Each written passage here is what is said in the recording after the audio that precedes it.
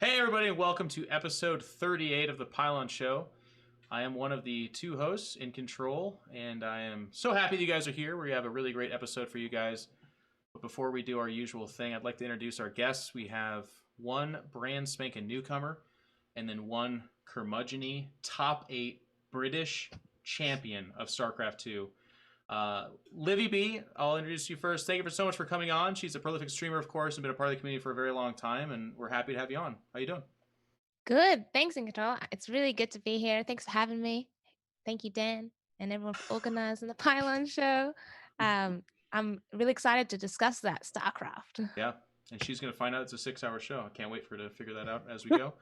And then we also have Wardi on here. Wardi, a big figure in the organizational tournament scene, of course, and now, recently, a professional gamer as he won about 90 pounds for himself, placing the top 8 of that UK land. Congratulations, Wardi, and thank you for coming on. No worries, dude. I took time out of my busy schedule to practicing and all of that. It's tough now, man. I got to cast, got to play. It's busy life. It's like the Jim Rising lifestyle here too. Except you know what? He's my idol. I look up to him. He can cast and he can play. I know. I guess the one advantage you have over him, though, is that you're not afraid of flying. The other host that we have here, of course, as always, is my boy, my man here, Mr. Dan Artosis of GSL fame. How are you? Right. Are you safe and healthy? If the kids infect you with any recent viruses, are you good? I have like a little cold, but of course it's fine. Just blowing my nose a lot, basically, and a little bit of coughing, but I feel good overall.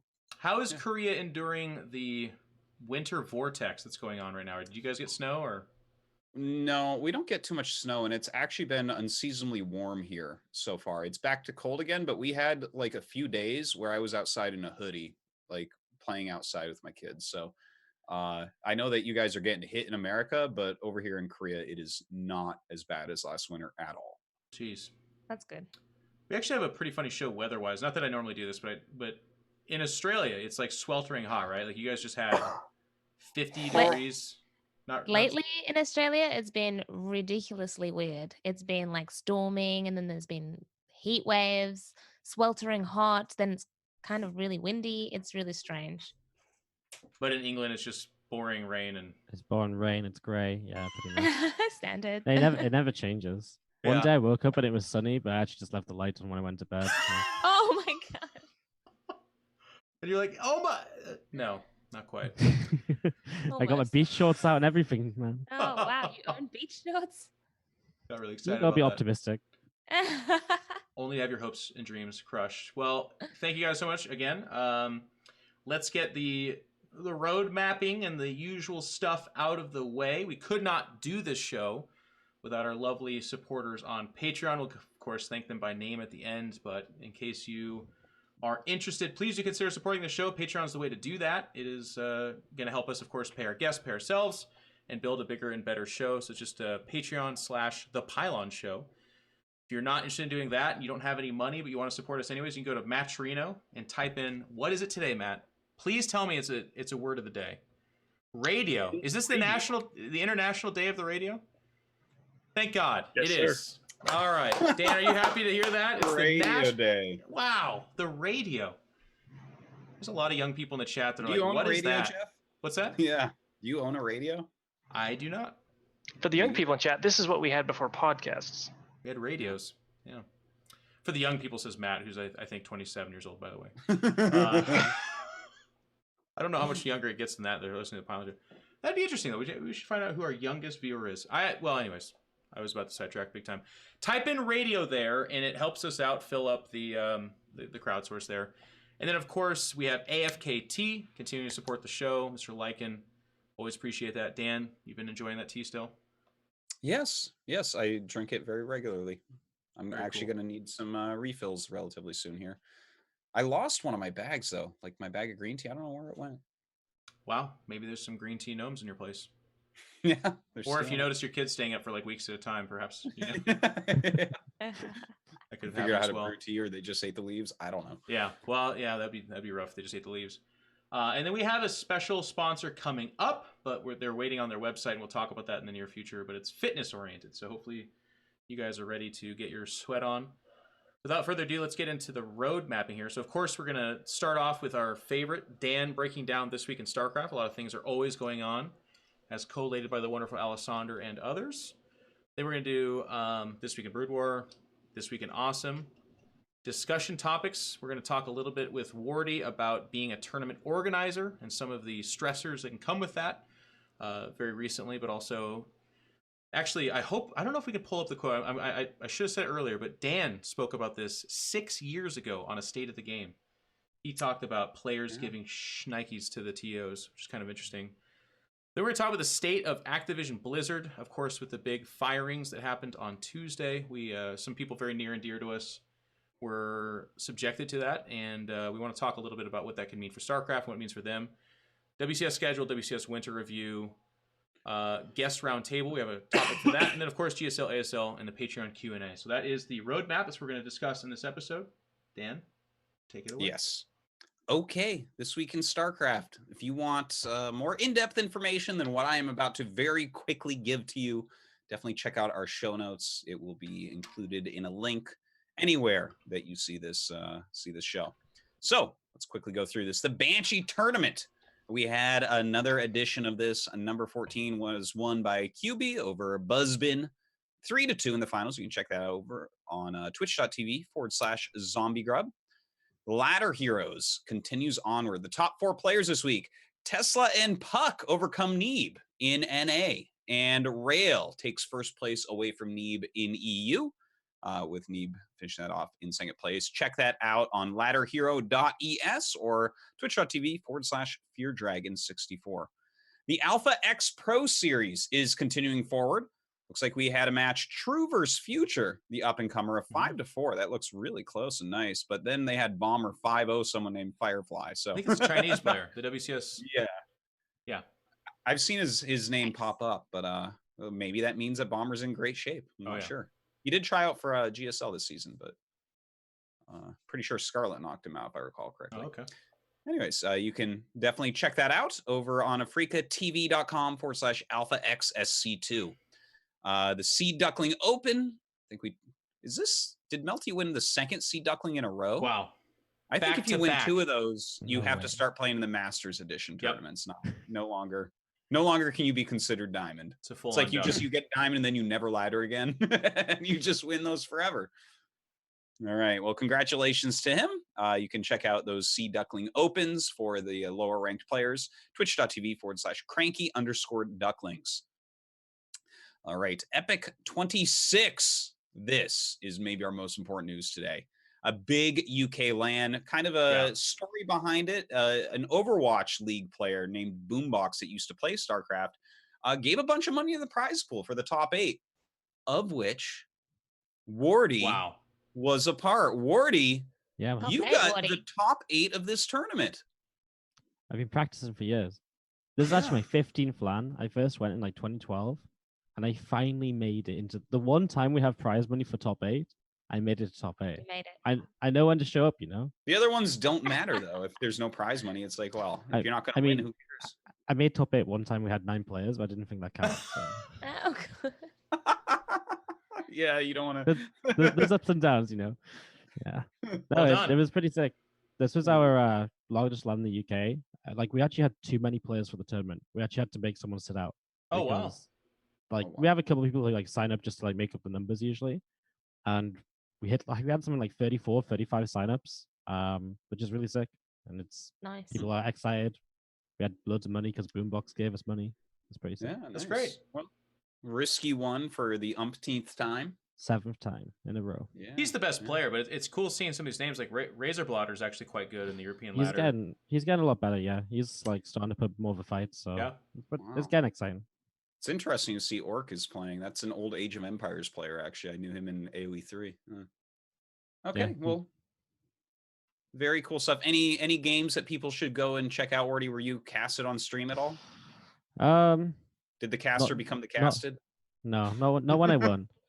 I had a good game 1 against Gamer Richie, but I forgot to siege up, so it's a bit of a yikes. Ouch. So. Well, congratulations. You're on your way to equaling Todd. It'll be a while, but maybe it'll give some respect in the future. All right, moving on. Cyber Gamer OS LPL StarCraft 2 Season 1. Just a little league going on twitch.tv/team/cybergamer. It is casted by Insano, and you can see it's just kind of a little show match series, a bunch of prize money involved as well. You can check that out. The Pro Bots 2019 Season 1, the StarCraft 2 bots that are being played against each other. Looks like in the group, Tychus bot, 11-1. That's like the Cyril of bots right there. Yeah. As a Terran, too. Yeah. Wow. Impressive. Interesting. Notice all the pros at the bottom of the group. Yeah, actually, only one pro's in the top 8. Interesting. Huh. Reminds me of things that I've seen in GSL recently. Yeah. Anyways, check that out, twitch.tv/ESChamp. Olima League continues onwards. Number 146 occurred with Zest beating Leenock in the finals. Looks like Farm YJYJ. I don't know who that is, but they beat Impact and made it to the top 4. So kind of interesting. Maybe we have some up-and-coming talent over there. But you can definitely check out the Olima League, twitch.tv/Olima League. I believe Maynard is the main caster for this in English. And of course, they have a wonderful Patreon page for $2 a tournament. You get the replay pack. And that's like, if you actually play and you want, these are the best replays that you can get. I keep saying it. I have been subscribed. It used to be $15 to get the replay pack. And now it's $2. So that's well, not I guess even a it's like Starbucks coffee, you guys. That's like the candy bar that you accidentally bought at the end of the. Yeah. You can do it. It's amazing. Definitely check out Olima League. All right, the SC2 Blazing Series Season 1. This is a Taiwanese sponsored Africa TV tournament. It actually has some interesting results, I noticed. Su won his group, but B-Stork, the Hong Kong player, got second place over Fantasy and Rex. So I don't know how that occurred, but that is very interesting indeed, because Fantasy is in ridiculous shape right now. Yeah, he's looking unstoppable. Yeah, well, he's stoppable by B-Stork. That's who we might have to ship in this next season of GSL. I don't know.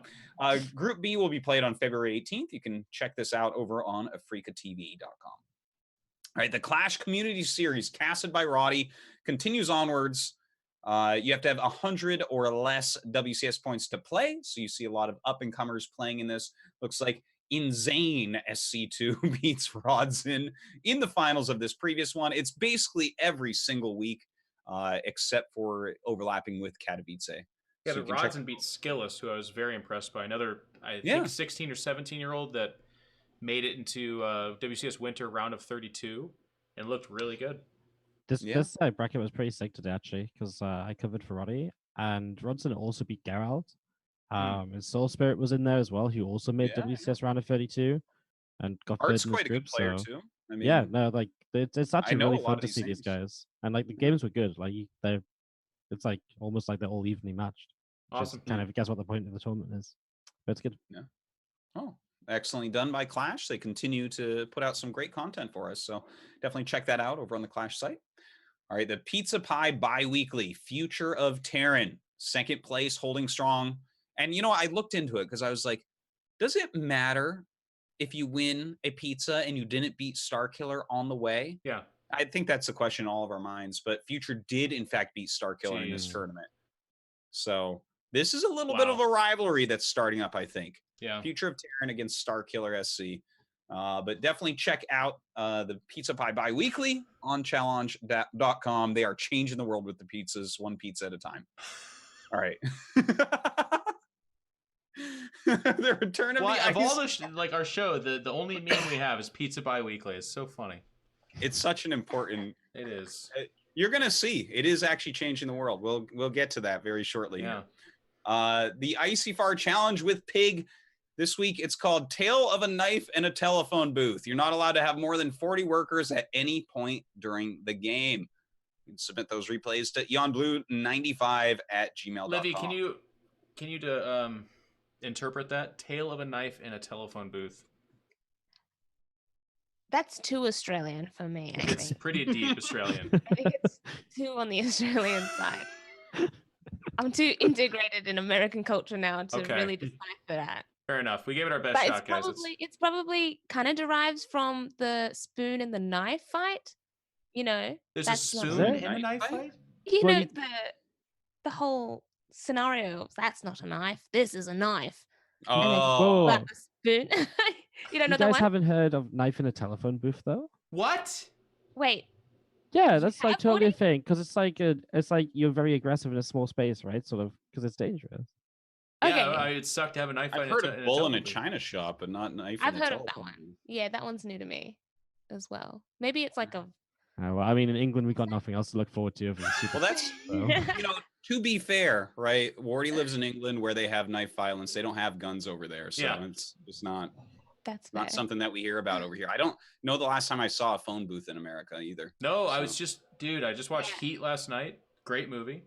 Yeah. There's a lot of phone booths in that movie, and then I was like, wait a second.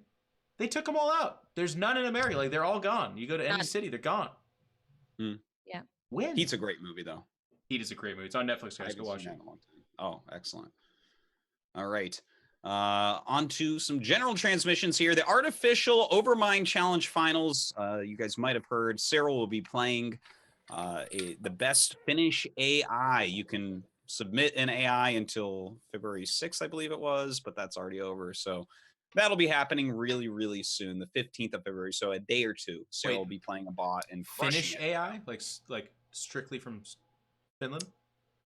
Well, I think it's a Finnish contest because it's like by Ents and stuff, but I'd be surprised if they're like only people from Finland that make StarCraft 2 AIs, because how many of those can there be? There can't be that many. Right? No, They make it would death be like a metal, tournament of saunas, two. and Serral is what they do in Finland. Like they just Not a lot else. So I'm not sure, but I'm sure we'll hear about it when it occurs. Yeah. All right. There is a tutorial how to make a probot. Getting started with Stephen Brown over on ES Champ's YouTube channel. If you're interested in all of this bot news that's been occurring, go check that out. I think Right, okay, never mind. Yeah. Okay. All right. Thanks, Jeff. Thanks for that interjection. Someone pointed out that all I do is make fun of number people's pictures, so I'm gonna stop now. Okay. A Freako World number 32 event on February 16th. Rogue Cure stats and sort of cast by Laughing Games and Falcon Paladin. These are always very stacked lineups. Check it out on Afrika TV. Can I just say, by the way, someone, if they want a good Photoshop, take a picture of sort of like 2010, 11, and then say after 8 years of StarCraft and show that picture right there. This guy is so fucking handsome, and over time he's becoming more handsome, and all he's doing, from what I can tell, is playing more StarCraft in Korea. So yeah, if anyone needs an advertisement for what StarCraft can do for you, sort of. Well, you know, they call him Mr. Mechanics, right? This is what good, honest macro play. Yep. Eventually, it turns out well. Look at what Hydra looks like now. I know. Look at his old pictures. He played macro Terran, straight up honest Terran for years. Now he's a ripped baller, right? This is what happens. And I'm sure we can find examples of cheesers and what happens to them over years. So guys, do the right thing. Fair enough. Okay.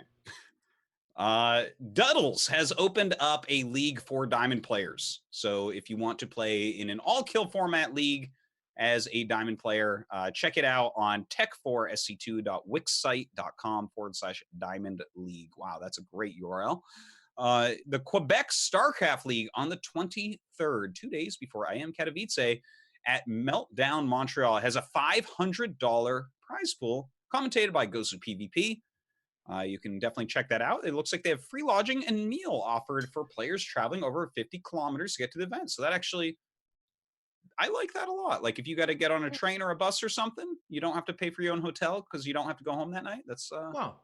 That's really cool of them. So yeah, look at that. If you're in Canada or Northern America, maybe that's something you want to check out.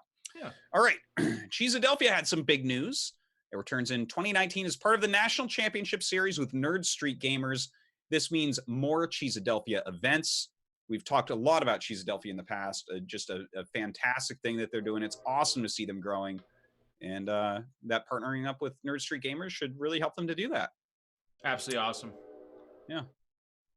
For more, you can check out Nerd Street Gamers on Twitter and the announcement, all that. All right, there is an ASL blanket giveaway by Frudgy. And he shows us the uses of an ASL blanket. You can use it as a lap warmer, a dog blanket, oven mitts. There's probably more things like a regular blanket even. Yeah. You know what I mean? There's like either the regular ways to use it. You could probably make it into a cape. A lot of good things. Yes. So if you want to win this ASL blanket, you go comment on Fredgy's YouTube video. This is a guy that makes a lot of highlight videos of ASL and GSL. And yeah, so check that out. He's made some really funny ones with, he made a funny one of the Pylon show, actually. I don't know if you guys saw that one. No. But it was the remastered, remixed one live. He's the one that edited all that. Oh, he made that video. That's great. Yeah. He's done a few other ones as well. Yeah. Where Dan says he loves American football a lot. Yes. I don't know how. I don't even remember saying anything about American football, but good on him. All you have to do is comment on his round of 16 Group A highlight video. So yeah, go do that and watch those videos. He makes some good ones. Okay, so this week in Broodwar, we have the Student StarCraft AI Tournament 2018-2019. It's continuing onwards. It is on the twitch.tv/SSCAIT channel and on their YouTube. The BSL, Bombastic Star League Season 6, casted by Zero and Rapid, is continuing forward. Looks like we have our top 8 right now. Some very big names making it through. Dandy, Gory Niche, also known as Not For You, Terror, Nyokin, Nagram. These are like some old and good names that are doing quite well. Nagram. Wow. Yeah, I got second to Nyokin in that group. Pretty sick. So definitely that is, if you like foreign StarCraft 1, that is the place that you really want to watch it. That's the best stuff going on. The other best place that things are going on for that is the Have At You tournament with Sham 2. He's been casting with Nyokin. Generally, as in every single week, it is won by Korean players that log on and do it, but always get foreigners into the top 4 at least. It's actually going on hiatus. Is it? Yeah, he tweeted out that he's just too busy right now to do it, so it's going to be on a hiatus. Yeah, he's done that a couple times with it already too, but I mean, I'd imagine it will probably come back, but Sham 2 always doing good things for the Broodwar scene, so much thank you to him. All right, the Broodwar Battle Dome.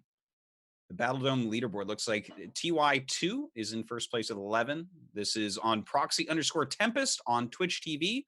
You just have to survive 3 rounds to get a cash prize. It's kind of a little king of the hill.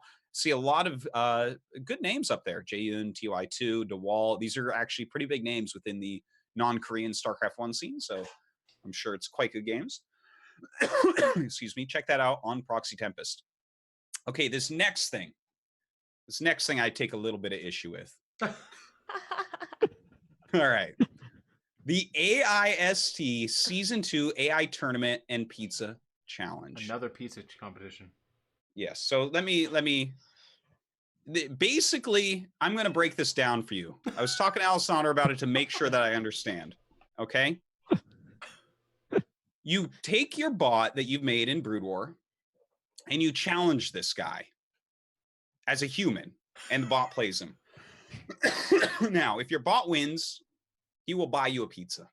$10. And if he beats your bot, yeah, $10 value of pizza. So there are pizzas for that price. If you win, he buys you a pizza. If he wins, you buy him a pizza. Okay, this to me, I look at this looks like a scam. He just wants a lot of pizza, because how in the hell is he going to lose to a bot? This is not Alpha Star, okay? This is bots that people program to play Broodwar. One of the most glitchy games ever. There are so many ways to glitch out computers. It's like if you play Broodwar for 6 months, you can beat 7 computers at once by yourself easily. It's not even close. Yeah. So this, I can't even believe that this is a challenge, and I'll be so interested to see if anyone takes him up on it. It's a pyramid scheme. It's a pizza also pyramid. This thing, yeah. It says about me, semi-retired tournament player, MMR 1600 through 1900, peak rank, number 241 in the world. Jeff and I are a little bit annoyed of people overblowing their ladder ranks. That can't be true. I don't know who this is. No foreigners are actually ranked number 241 in the world. So, anyways, it's someone, his ID is Antigua. Okay, if you think your bot can beat him, then go ahead and bet a pizza on it. He played 15. I love all of this, like semi-retired tournament player. So that, what? What does that What mean? is a semi-retirement? Like, who? Well, that's truly every retirement that everyone ever has. That's true. I guess it's just more Kelliger honest. retires. Kelliger joins new team and plays professional tournaments still and does better. It's 1,500 like, okay. games versus bots. 14,000 games of Starcraft. Damn. My favorite part So about he's this, a bot though. killer. Yeah, You better have a good bot if you want to beat this guy. Just give the guy a pizza. Can someone just buy this guy a pizza? Because that's what we're getting at here. Yeah, I wonder if something like this works. Like, if he starts getting pizzas, maybe I'll put out a challenge like this. I'm like, yeah, I'll bet a pizza that I can beat your bot. And if not, then I'll send you $10. Yeah, if you want to check this out, it's on the AI Starcraft tournament website. Okay, this week in awesome. This is amazing. Afrika TV made Valentine Day's cards and put them on Twitter. The Neeb one is so good. Will you be my hero? Look at how cute that card is. Oh my god. It's a handsome guy. I need you in my life. That's cute. I want these Valentine's Day cards so badly. I want someone to give me these so badly. Look at this parting one. Roses are red. Oh my God. My love is so massive. The only thing bigger is parting sweet glasses. It doesn't even work. It just literally is. It works perfectly, No. Jeff.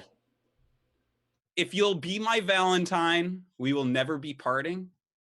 Forget me not. Okay, these are amazing.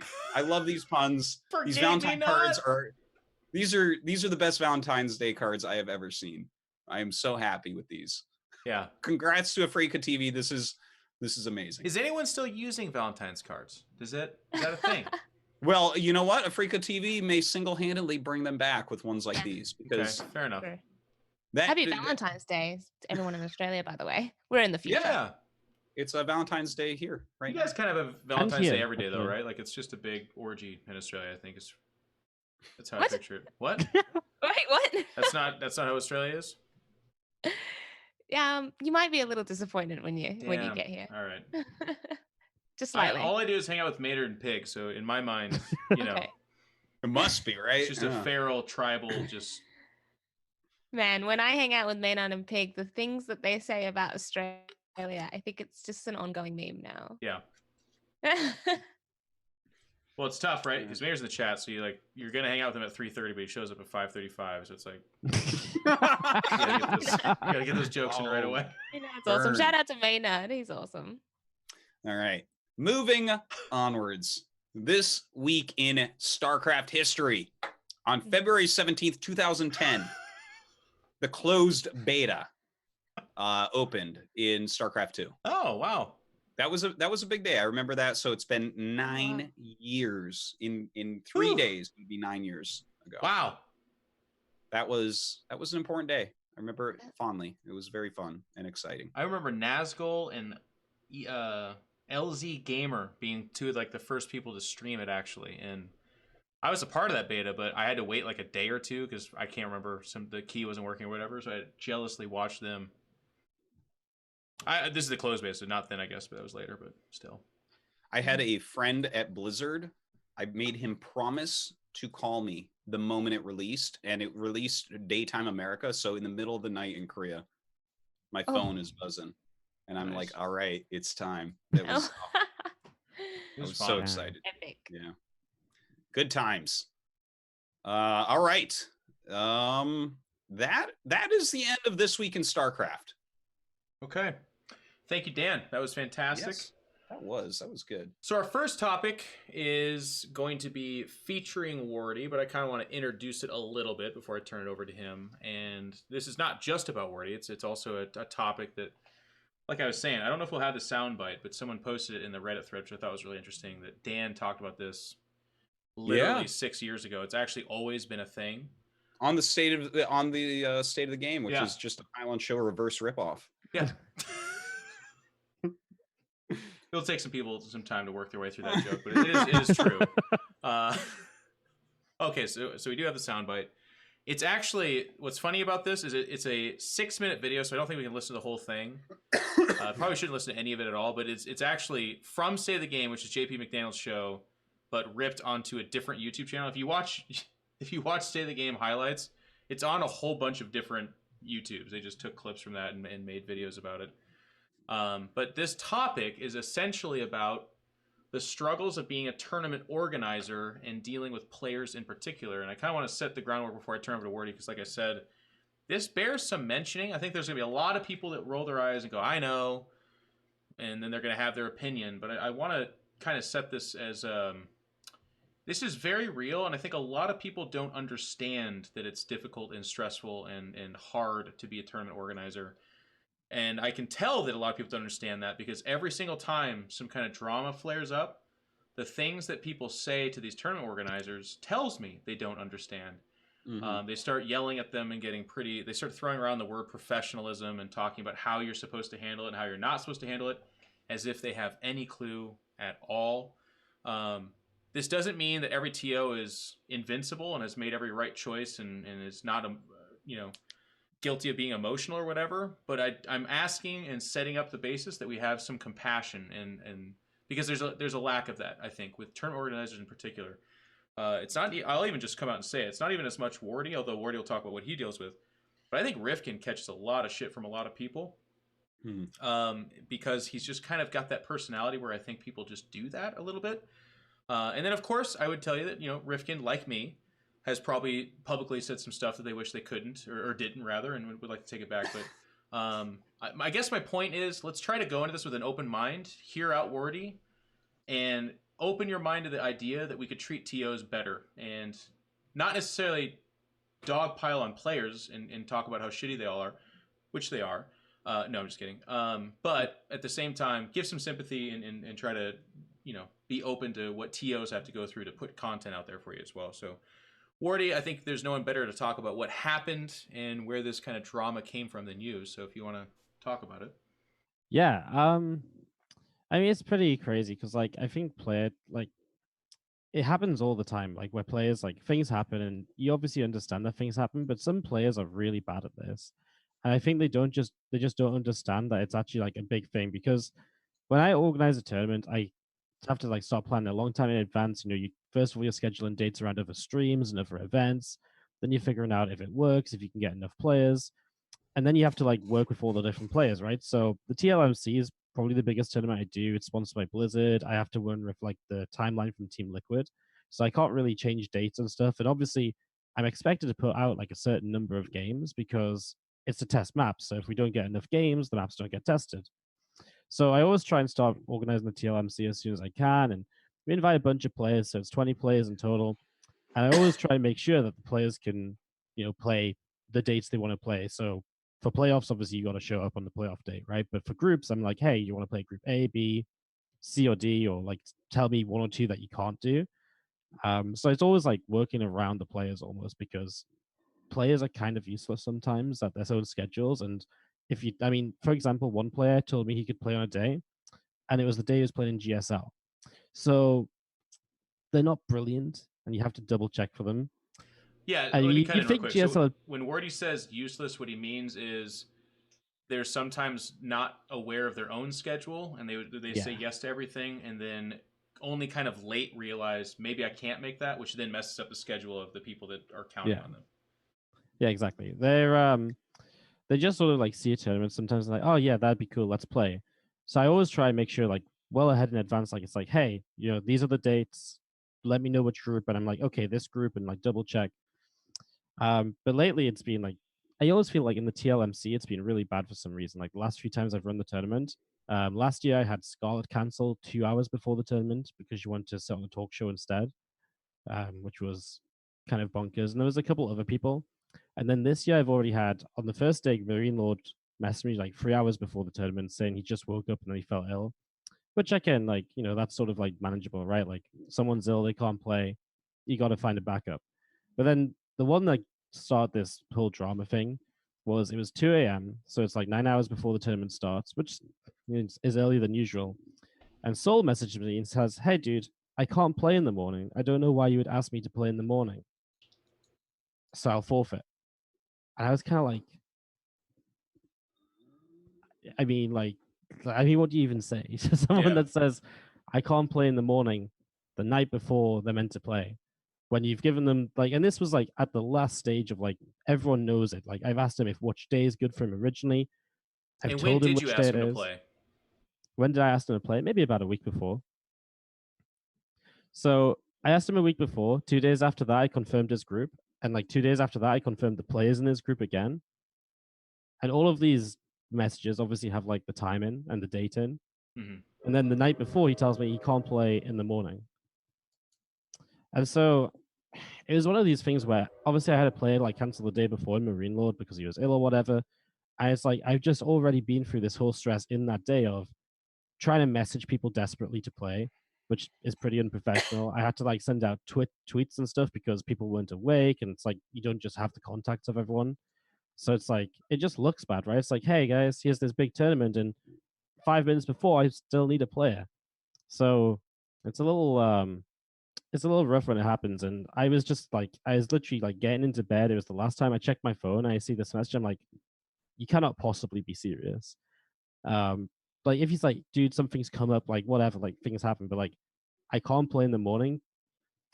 So I made a bit of an emotional tweet about all of this and that, and like this is stupid, like, and you guys got to get your shit together and whatever, and that I was gonna ban Soul from my tournaments for the rest of the year, which was maybe a bit of a bold statement, and it was a bit of an emotionally charged statement, but specifically because Soul in the past like half a year has caused me issues in like multiple other events. Not necessarily with forfeiting like just before, but like during the event, he's forfeited halfway through to play in something else, or he just stopped talking to me and responding. So in my eyes, I was like, right, well, this just makes sense. But obviously, putting that on Twitter wasn't a good idea. Then I went on Reddit and all the rest of it, which isn't exactly what I wanted because I just kind of want to cast Starcraft. So in the end, this actually resolved because Soul messaged me, but I went to bed and I didn't see that he'd messaged me. And he messaged me saying, "Oh, I was reading the Korean time. So he thought 8 p.m. Korea / midday CET was meaning that he was meant to play at 8 a.m. So in the end, he played. And I mean, if he could play, I wanted him to play, right? I didn't want to go and hassle around players and stuff. So at the end of the day, it's sorted out, but it still put me through this whole stress of, in the end, I like went to bed, but I couldn't sleep for like 3 or 4 hours because I get very stressed out. And it was like my tournament where it's like you show up for like a $500 event we run in a week. It's like, we missed a few games or whatever. But when it's the TLMC, like I'm expected to put on a certain amount of games. Blizzard are paying me to do it. Team Liquid are expecting it. The map makers are expecting it. And it's like a much bigger event. So it's like super stressful to be like, well, what on earth am I going to do? Because you just can't fix it at like 3 a.m. in the morning. So a little bit of history here too. I would say 5-6 years ago, when teams were more prolific and StarCraft was, kind of on top of the gaming scene, a lot of organizations had managers, and 95% of their job was essentially corralling these kittens that are players. And basically, when they sign up for a tournament, or the team signs them up for a tournament, their entire job was to funnel that player in the direction of that tournament and just get them to play the fucking game, which is kind of insane. But for some people, that was a full-time job. And you've heard the name, it's Volai. He now works at Twitch.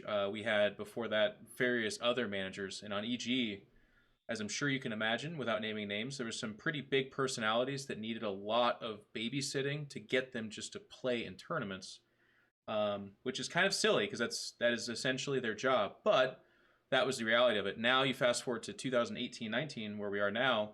Teams don't have managers for the most part, and if they do, it's a manager that's stretched across like 3 or 4 different squads, and they certainly do not have the same attention of getting those players to play that. So there are some players, and I'll try to represent them as well as I can too, because it's not like there's not ample reasons for them to also have complaints. But the reason this is a topic, and I think it's interesting for people to hear, is that there will be consequences. And I think of StarCraft as a really nice formative place where you become a professional and you kind of move forward and conduct yourself in a certain way.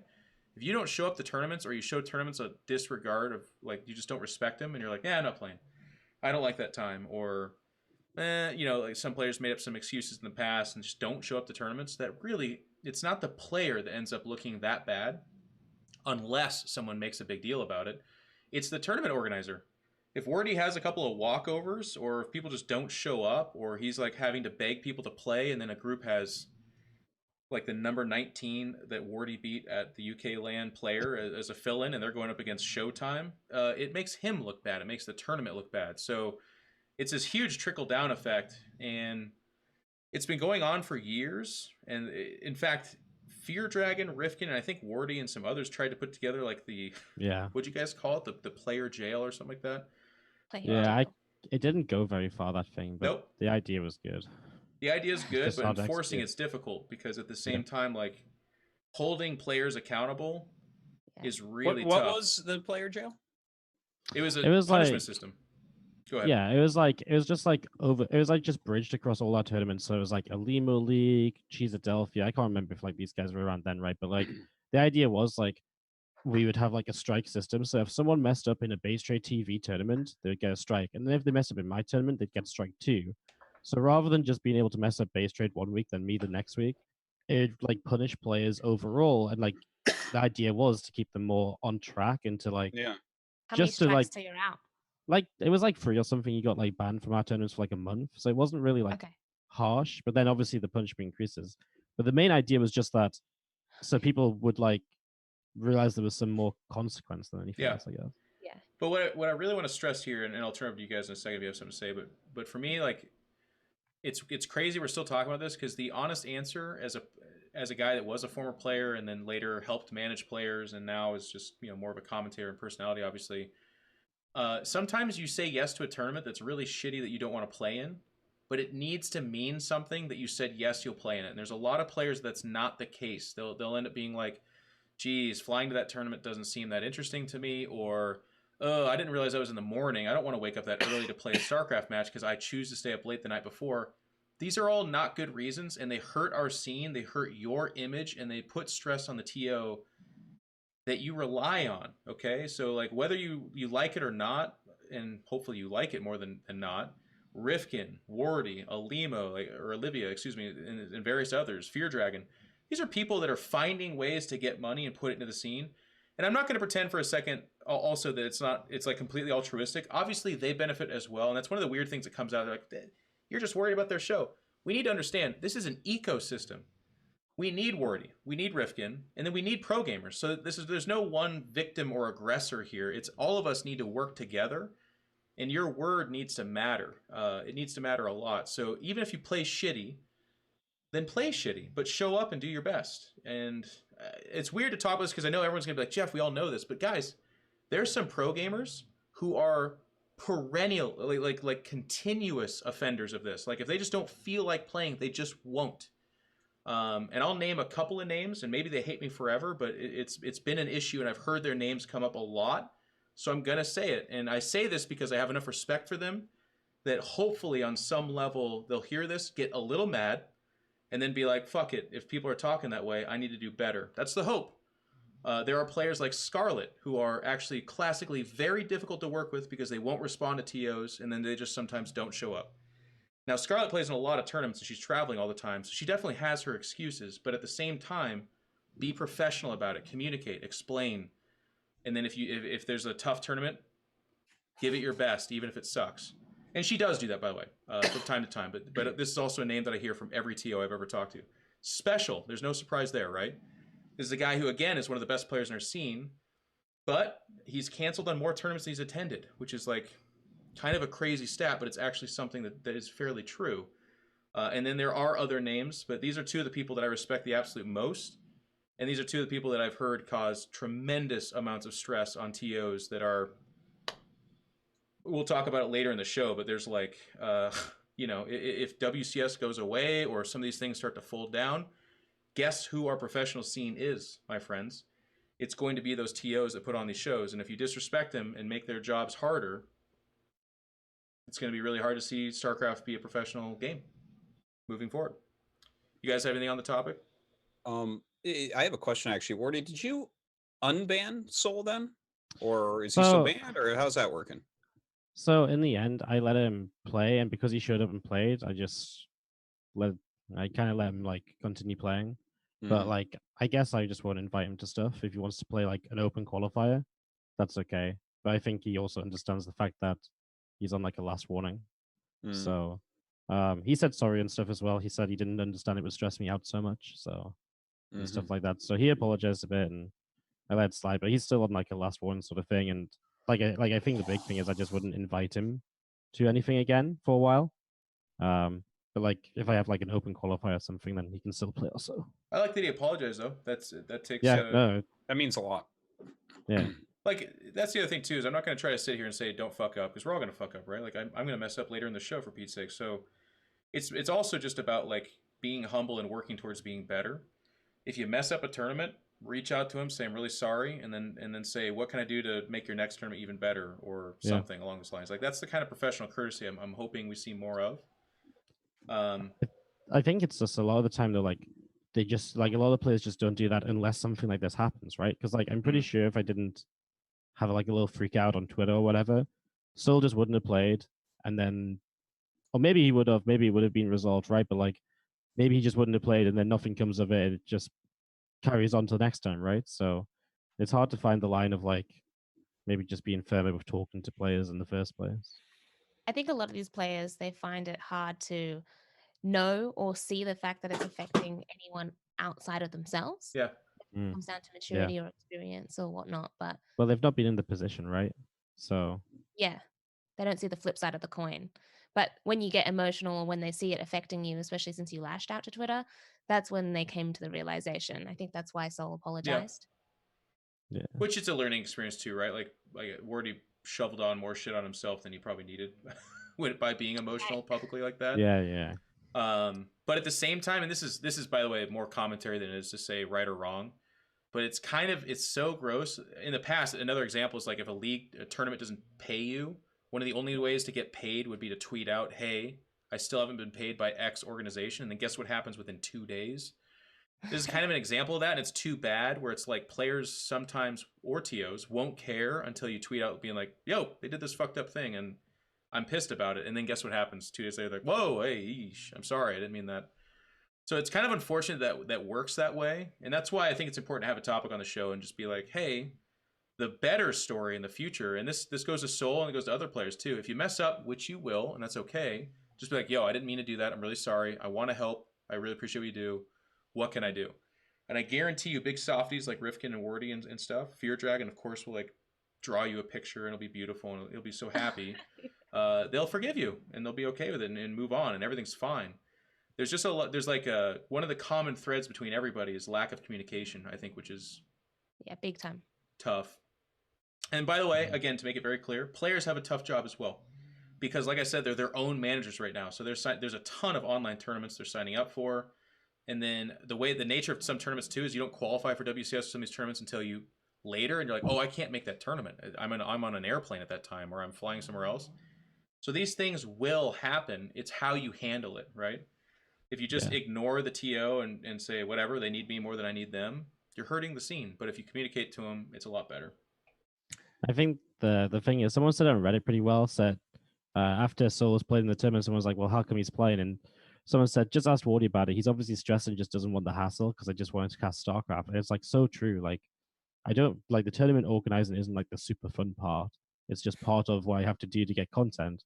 So it's like, I don't want to go around banning people. I just want people to show up and play Starcraft. Right.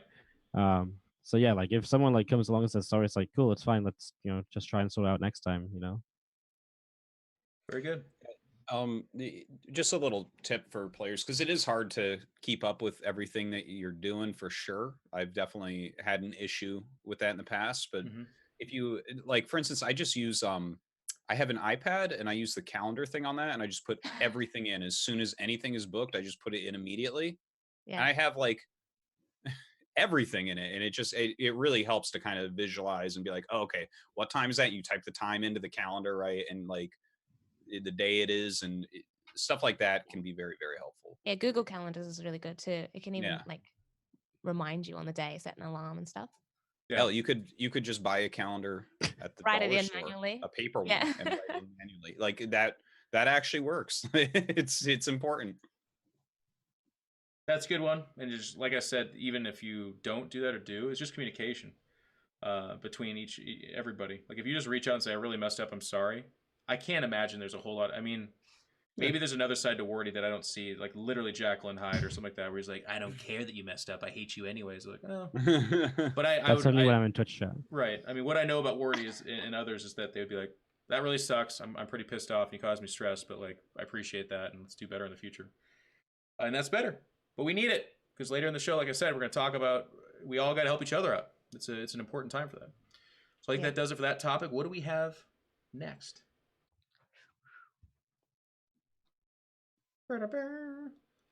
Okay.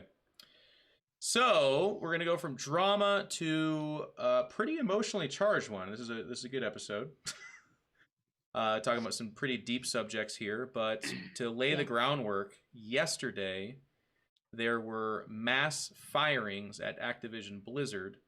Some we don't know how many, but it was estimated somewhere in the ballpark of about 700 to 800 people across the North American job pool, if you will, of Blizzard. That's a lot of people, a lot of people. And then they actually I think it's I can't remember what it's officially called, but the Bobby Kotick like financial call. He said that the same kind of treatment could be coming to the European campus as well, where they're going to be evaluating those jobs and kind of looking at what is superfluous and what is not needed right now. So probably more in the future. That's less, don't like directly quote me on that, but that was, I believe, in there. And I thought I read that. So it's a very sombering day. It's very sad. And we want to take a kind of a subject to talk about what that means from our perspective. And what we know about this. And we want to talk about a few of the people that were let go that really impacted us as StarCraft people as well. But before I kind of take it over again, I want to go around and give you guys a chance to talk a little bit about it. Livibee, did you have any impact from this, or what are your thoughts? Well, my friend actually who used to work at Blizzard was telling me that this was actually going to happen, because the way that they lined everything up was they just didn't have any content to release in 2019. It's all in development. So from a business standpoint, it was going to happen that they were going to let go. Obviously, it was going to be 8%, which is actually huge. As you said, that's like 800 people, but he expected it. And he doesn't work there anymore, but not from the firing. Thank God, he got a job somewhere else. And I was like, oh no, Blizzard won't let people go. And then when this came to fruition and the news was released, I was just I wasn't shocked because I was told it was going to happen, but I was just a little saddened by it. Dan, you want to take your thoughts? Well, not sure how deep you want me to go right this second, but go deep, man. Okay. I'm a bad host, so I didn't have any structural light notes. Just go as deep as you want. Better host than I. Yeah, I mean, I see a lot of people using. First off, it's very upsetting to me. Like, I found out that a very good friend, multiple friends, but someone very close to me, got let go yesterday, right before my stream, and I've just kind of been in a very bad mood since then. I was off on my casting last night. I was off on my stream yesterday. I feel sad and gross and icky right now from this, and and that's not to what I feel like doesn't matter here. Okay, it's these poor people, but I do see a lot of there's like this almost a lot of the ways that I see a lot of people talking about it, I don't think are useful. Right. It's like, for instance, everyone keeps pointing out that like the new CFO got like $15 million or something, and they're like, yeah, all these people got fired and that guy got 15 million. I'm like, okay, yeah, no, it's very easy to get emotional about that and look at those two and be like, these are diametrically opposed. You could have taken that money and paid those people. And it's like, okay, I think that we're maybe not understanding the way that capitalism works and stuff, and that's why we have all these things anyways. That doesn't make it better, but I think a lot of these arguments are really, really weird and not really well thought out. But to talk about it for a minute, for the actual thing that occurred, because it's very upsetting. Like, some very, very good people. I don't know the full list of who was fired or who's still there. I have no idea, but on Reddit, people will have seen that like Kibbles, Stu, the talent manager, Mark Olberts. I want to talk about Mark Olberts for a moment because okay, so I mean, I've been here since the beginning. I've been a professional commentator longer than everyone but Tasteless. I've been through a lot of ups and downs and things. Mark Olberts being let go from Blizzard is the scariest thing that has happened. Mm-hmm. In relation to StarCraft 2, you mean? In just for me personally, I look at this and it scares the shit out of me because I have kids and I live in Korea and my full income is casting StarCraft. And if they let Mark go, I don't know what's going to happen. People don't actually understand how integral Mark is and what he's done. Yeah, he's been with Blizzard for 14 years. I have been working with him since 2012. He is one of the most talented visionary humans that I have ever spoken with. He is the most hands-on human I have worked overly with. Hands-on. Everyone, yeah, no, to the point where we tease him about it on events, but like his attention to detail is like a passion and a talent that is just it's hard to find.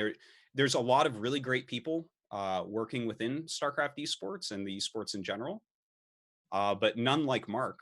And there's little things that are not going to be filled in by whoever is going to take over his roles and stuff. Like to put this, I can't put in perspective. I can't do it justice because you guys actually, I've worked in this industry so long with so many companies and with Blizzard specifically for so long. This guy was the most hands-on in every aspect, including talking to talent and players. He knew every player with every player's story. He knew everything about every caster, like even down to the color schemes of everything, logo placement. Every single year, every time that Mark would be coming to Korea, Nick and I would hear about it and be like, yes, Mark's coming to Korea. He's going to fix all this shit that's wrong. And he would. He would fix everything. And he would work hard on everything. And like the guy doesn't even sleep. He just lives and breathes StarCraft. You know, like the first big event where I think you started to see his influence would be that 2012 European Championship. And he is a big part of why StarCraft is growing right now. Like, and I know the whole team over there is doing a great job and they're all a part of it. I don't want to take anything away. And the other people that were let go, I don't want to take anything away from them. But this one really strikes home for me because I realize how integral this guy is, how like he has the big picture in his head for what's going on. And he has this guy is an actual artist. Like this guy's actually a DJ that sold like 1 million records. I'm not even joking. Like this, he's had a very interesting life. He understands what it is to put on a good show and care about the production. You know, I end up doing all the events that are like a little bit weird, like you know, Heroes of the Dorm and the AlphaGo thing and you know, stuff like that, the Pyeongchang, you know, these things that kind of go to a different audience. And especially for things like that, Mark is the first person I message and talk to him about, what do you think that we should do with this show? What do you know, what are your thoughts about what is this target audience? How are we trying to do this, right? Like in every creative aspect, like this guy has been a mentor to me in a lot of ways, a friend to me in a lot of ways. Like his importance within StarCraft esports cannot be overstated. And the fact that he was let go, I would have bet everything in the world the day before, everything I owned, that they wouldn't let him go. Now, the fact that they let him go shows how out of touch that they are with what's going on. Well, that's the scary thing, is maybe they're not out of touch. Whoever okayed Mark Olbert's being let go from Blizzard literally just doesn't know what's going on. Yeah. Which means the people making the choices don't know what's going on. Like, he's involved in everything. He was at every tournament for the last several years. Like every single one, behind the scenes, making sure everything was going well. He hired all the talent. He handled negotiations. Yeah, he hires all the talent. He sets up casting orders. He does like the amount that he does is, I actually can't even tell you guys. Like there's no way for me to do justice to what Mark has done for StarCraft.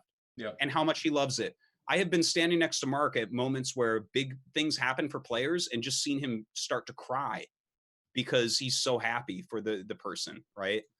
And it's his artistic vision and his leadership skills are, I mean, there's no one that I've worked with like him. And now that he's gone, I don't know what to say. I'm fucking depressed about it. It's terrible. Yeah. Jeez. I don't think I could add much to what you just said about Mark, but you know,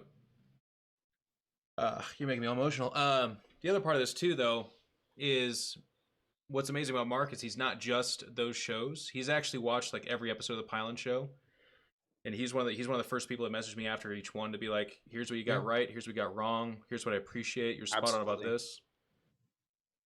And that's the part of Blizzard that I'm really worried about is the soul of it. It's not just Mark; it's a lot of these guys. StarCraft wasn't just a job that they like went in and clocked in on, or even let's go beyond StarCraft. It's their games, right? It was a passion, and I believed that, and I did, and I still do to a certain extent for years.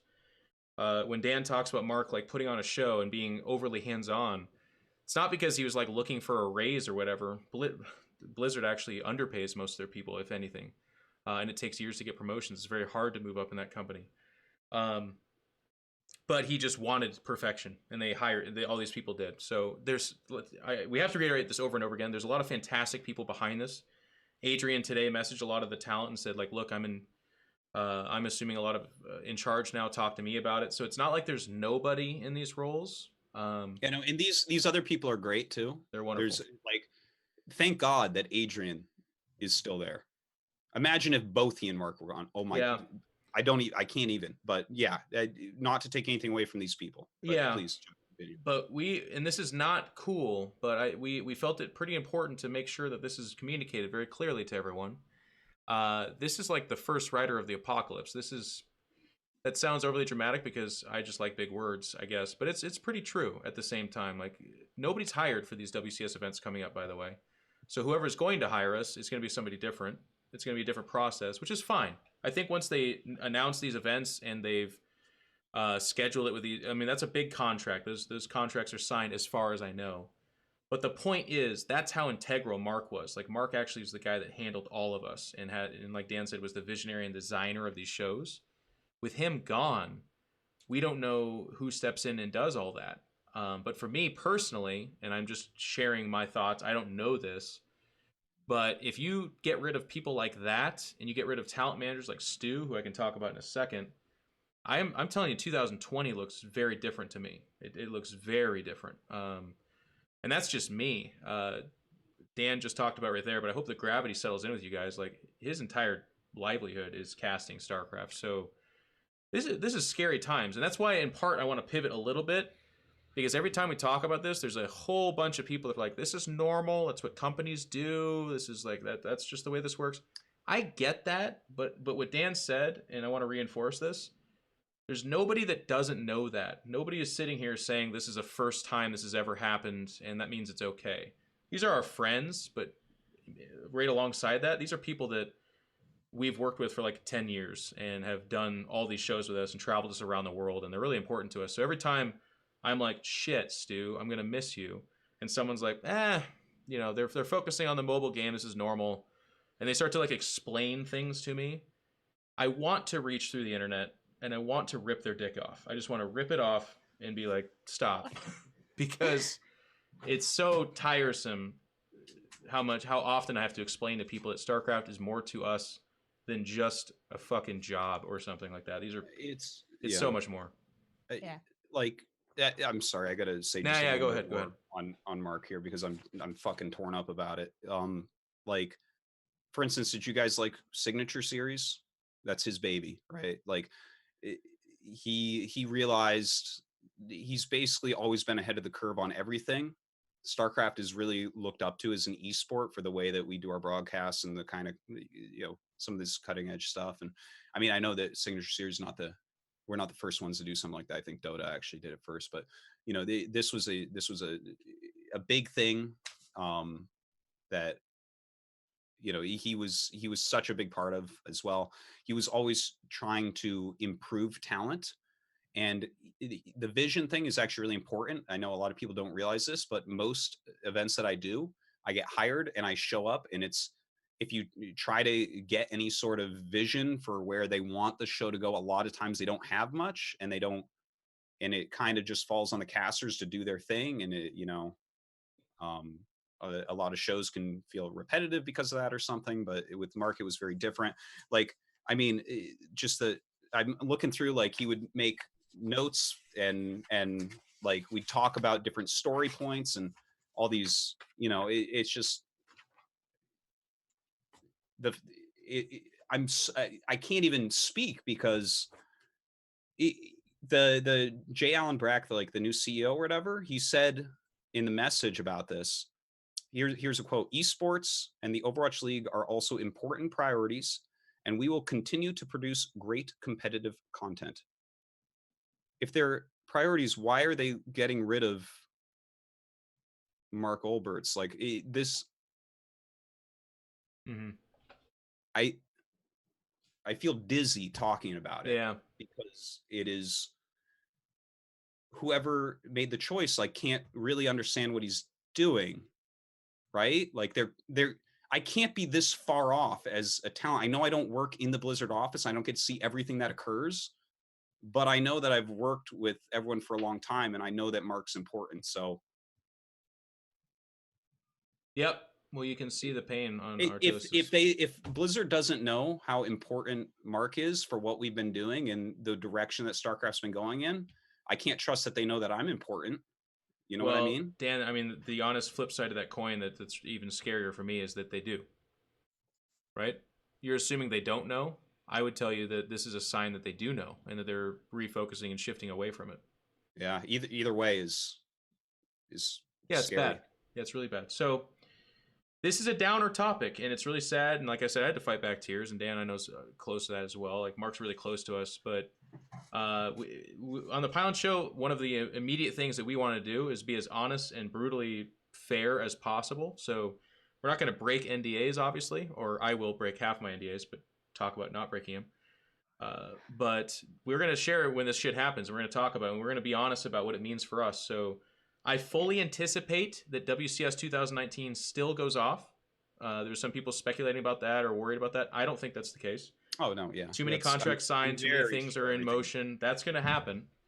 If someone put a gun to my head and said, make a guess about 2020, I'd tell you that 2020 has a professional scene as well. I would say maybe it's instead of one WCS winter like that, maybe it's two.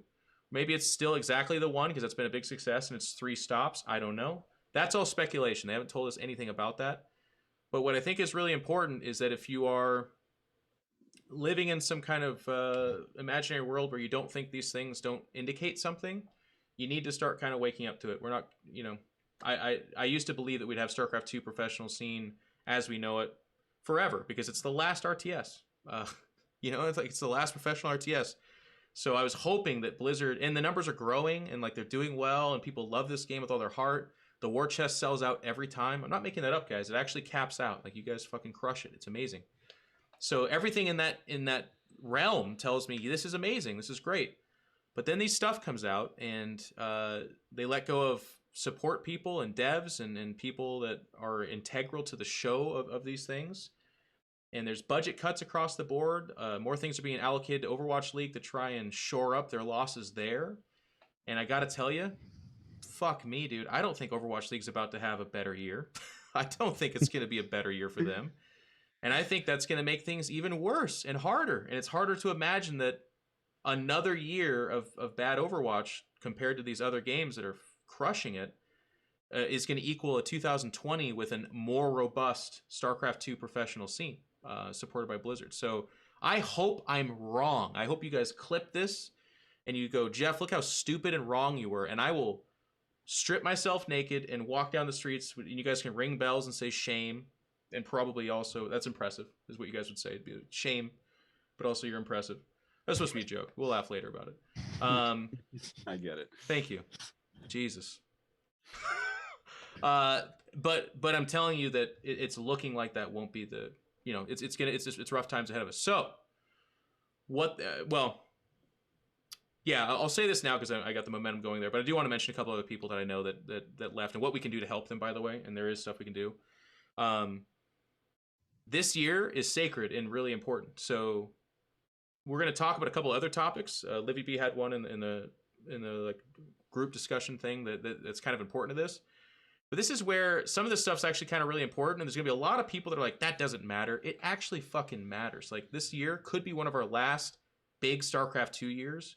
If you're spending it making character names in the chat to make people feel bad, if you're a toxic piece of shit on the ladder, or if you are like a person that just consumes content but never does anything to try and help that content, like retweeting it, sharing it, telling people about it, or if you have money, subscribing to it, that kind of stuff, whatever. Just, there's so many different ways to help.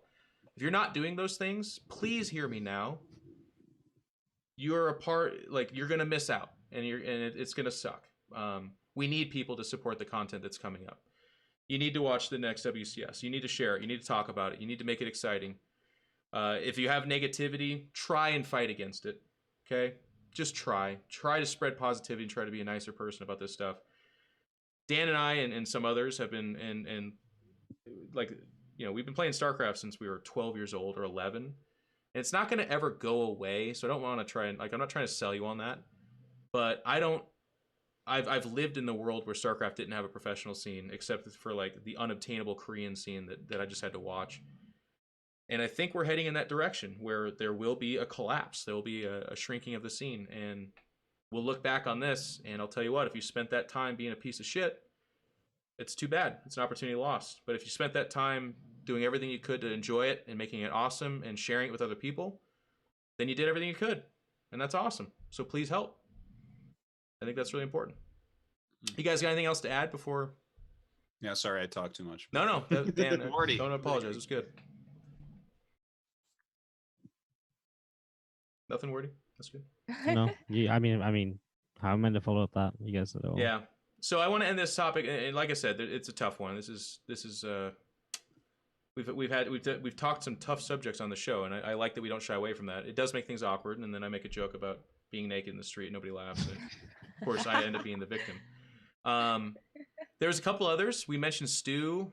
This guy was like one of the most dedicated player managers, and I don't know. I don't think any of you know him because how would you? But my God, if you worked at WCS, you worked alongside Stu, and Great. He was amazing. He was just such a good guy. He did everything he could to help, and was just great. So I don't know if Stu watches the show or whatever, but I hope he lands on his feet. Cobra's sharing these tweets, and a lot of these people have also said, I mean, actually, ironically, in this case, Mark and Stu have not said anything like, hey, I'm looking for a job or whatever.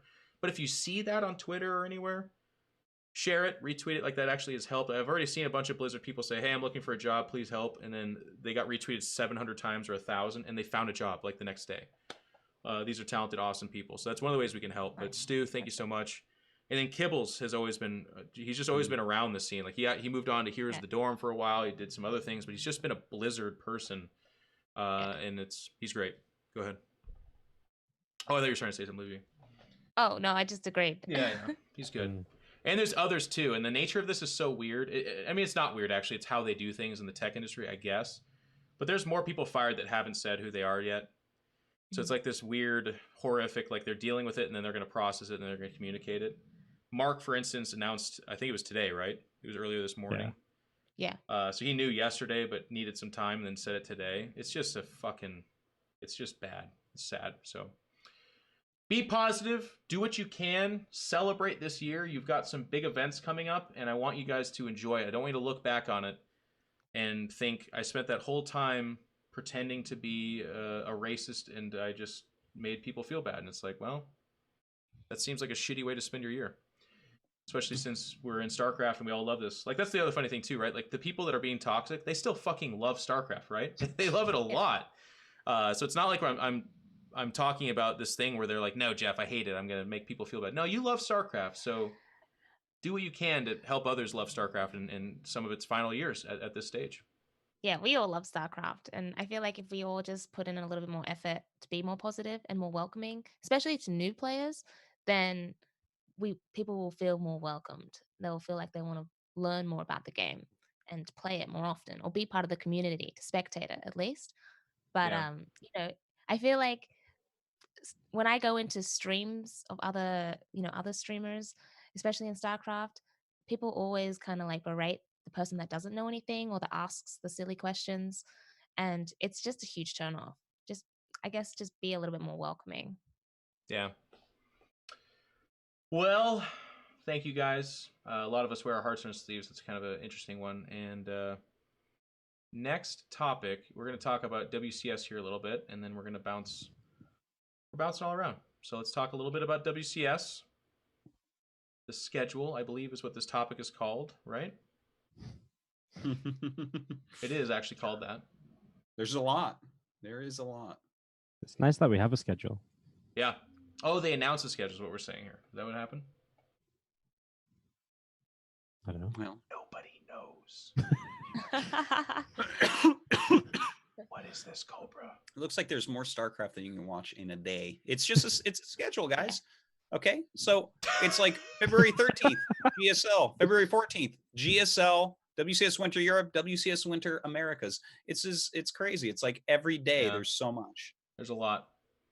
Okay, I think everything's getting squeezed in right before I am Katowice, basically. So between right now and the 21st, there's 1, 2, 3, 4, 5, 6, 7, 8, 9, 10, 11, 12, 13 StarCraft 2 shows. Look at you. You counted that right there live on 13. stream. I did it right on stream. Didn't even hesitate. And You just plowed right through those numbers. Right before Katowice. And then there's StarCraft 1 as well. We have a bunch of ASL. Yeah.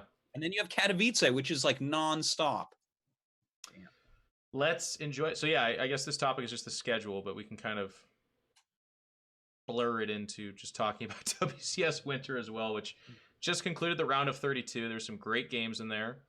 Actually, sadly, when I was not on the broadcast, there was actually a handful of upsets and some nice results. I saw several Chinese players made it through. That's really cool. Yeah. Here is every frickin' game, I believe. Just feast your eyes on that. Hate me, making it sure. Yeah, I mean, we're not going to go through every group, obviously, but just kind of, you can. No. It's been nice. Have you guys been watching WCS Winter? Livibee? Have you been watching? WCS Winter, not as much, just because of the time schedule. I did catch up on the GSL though from last night. There you go. Well, that's what really matters. But when is GSL on for you as an Australian? It's actually on at dinner time. Yeah, same time. Yeah. So Europe has the best, man. Every time over in Europe and GSL's on, it's like 11 a.m. or noon. It's just perfect. Yeah. You know what time it starts for me? It's like 4 a.m. when you guys shut up and start playing games. Yeah. Nick's like, hey, welcome to the GSL at like 2:30 a.m. First game happens at 4 a.m. I don't know about that. But oh, yeah. I understand your feelings. I watched some of the WCS Winter. There's so much content. I obviously haven't been able to see all of it, and I've been working a bunch. But I think it kind of underlines why this WCS Winter is such a good event. Yeah. Like you said, a bunch of Chinese players getting through. I'm always very excited about that scene. I think that's a really interesting scene. We don't get to see their players much, and they have a kind of distinct style of their own. So that's really super cool to see. And then some of these upsets, like Gung Fu Banda, I watched that group, the way that he like beat Nurchio and then won the group. That was pretty sick. Gung Fu Banda. Banda. You said Banda for sure. Banda. I said Banda the first time, and then I'm like, I think he's trying to sound like Panda. It's a good movie. I heard that Hate Me had an insane comeback, but I didn't get to see that. Yeah, there was too much CVZ in that group. I wasn't as interested. But yeah, good stuff. Yeah, it's been really great. We talked a little bit about this in the previous episode. We kind of gushed over how nice WCS Winter's been, so probably don't need to keep going over that. But let's get right into, what is our next topic? I think it's GSL, right? Are we talking GSL? Is it? Oh, no, we're going to do guest roundtable topics. We already did that, right? Nope. Nice try, Dan. Get out of here. So I'll lay this out, but I'm going to turn over to Livibee in a second so she can kind of talk about this because she was the one that kind of wanted to talk about it. But it fits nicely with what we were just talking about. Yeah. And actually, I'm going to make I'll do the awkward thing too. Like I said, I'm totally fine with throwing myself under the bus that is awkwardness. But very recently, there was some more drama. What's that? You drive that bus. I also drive the bus, which makes it so amazing that I can throw myself in front of it too. It's like Speed 3, where like you have to get out of the bus, but then also be under it. It's amazing.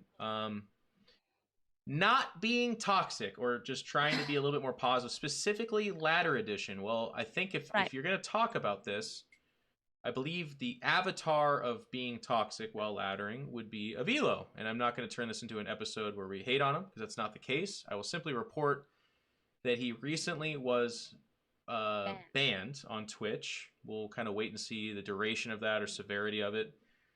But I kind of want to say that I'll even just talk about my experience. Whenever I play Avilo, and I don't actually have any issues with him as a person at all. There's like a collection of people that are just in his chat being really toxic to him. They're being toxic to whoever they're playing against. And it's not like he's a victim of this. He's cultivated this kind of community, and it's tough because when you play against him, those people come into your chat and they start saying really bad things, and it just is generally like my once or twice a day, just kind of like a not a good feeling. Like I'm a 33-year-old man trying to play a video game and enjoy it with my friends and stuff like that. But then like a bunch of people come in and just say nasty stuff over and over again. And I know the quick wash away is everyone's like, well, deal with it. You're in the public. You're a streamer. You have to. And it's like, I understand. But if we can talk about ways to perhaps think better of that and try not to do those things, that would be nice too. And I think that's where this topic kind of comes up. So we'll see what ends up happening with Avilo. But the reason why he's being mentioned right now is because when you think of toxicity, when you think of negativity in StarCraft, unfortunately, he's on the extremely short list of people that kind of made that who they are. That is like his identity as a StarCraft 2 person. And again, I want to reiterate, you think for 1 second Avilo doesn't love the shit out of StarCraft? Nope. I think he loves it a whole heck of a lot, probably more than most people. You kind of have to love it though in order to play as much as you do. Yeah. You have to love it to play as much as you do. But also the other excuse would be like his, I think a lot of his toxicity is drummed up, but I think a lot of it is also coming from a place of like he cares that much. So anyways, this topic is about like maybe considering not doing that. Right, Livibee? I think it's less for other people. It's more for your own sanity. Because the more toxic you spread, the more toxicity you spread, the more misery you inflict on others, the more miserable you are. So you may be projecting all of this hate or toxicity, but internally, you're actually going to be just kind of sad or upset internally. I always think one of my favorite examples of the opposite of this, and he's been on the show a whole bunch, and everyone knows him, but like Neuro. And one of my favorite parts about his philosophy regarding this topic is he's not afraid to tell you like, oh, you know, I hate losing a certain way, or like I get mad, or I want to say some angry stuff. Like he's not pretending to be like this flawless human being, because nobody is. But he makes a conscious effort to not project that and to talk into like to spread a different ideology forward. So I always like this topic because there's going to be people who's like, no, I don't like being fake and I'm going to be as angry as I want. It's like, that's okay. Like you can have that philosophy. I want you to be a well-rounded human being that hears the opposite and hears someone saying, consider trying to mitigate that and putting less of that out there. Because even again, my own personal experience, I'm normally like rhino thick skin. Like you can't actually say anything that hurts my feelings. But as people know, in this last year, I've gone through some really tough times personally. And one of my escapes has always been StarCraft. When my parents went through a brutal divorce when I was a kid, my grandparents died in a car accident. Like one of the first things I always do is I play StarCraft because that's my place where I can feel good. But as a streamer and as a public personality, there's people who actively want to take that away from you and make it worse. And on some of those weak days, I'll never show it, but people just say enough nasty stuff that I'm like, well, I'm going to log off and I'm going to like have a good cry and feel like shit. And I don't feel good. And I don't think I actually honestly believe 99% of trolls don't think they're doing that. I actually don't think they think they're hurting someone. But you can, and you do. And you don't know who you're affecting too. And I've actually heard stories, because again, as a public person, there's been people who are like, I logged on and I'm having a tough time. And then the guy starts yelling at me about cancer and calling me these terrible names. And then I don't want to play StarCraft for a long time. Yeah. And you have that power too. That's right. I actually, I was trying to talk to someone last night who was a hater basically. And I took time out of my night. I was like, I'm just going to try and get to the bottom of why this guy is lashing out like this. And he's like, oh, you just have to not take me seriously. I don't understand. Just don't take me seriously. I was like, what do you mean? Like your intention of saying these things is to upset the other person. and it has more weight than you realize. Like, people are coming home from work, or they're taking time out of spending time with their family. They're trying to escape from some real issues in their life just to play a video game in which they love and they have passion for, and they're trying to improve. And just for you to basically shit on all of that with all your hate speech and whatnot, then it just makes other people feel bad. It makes them not want to ladder anymore, Yeah. And they can probably resort to other things like watching other people ladder, and that's fine. But I think our objective is to more grow the community, not kill it. So Yep, and I think we're actually pretty lucky, right? Because there are a lot of gaming communities that are way worse in their toxicity.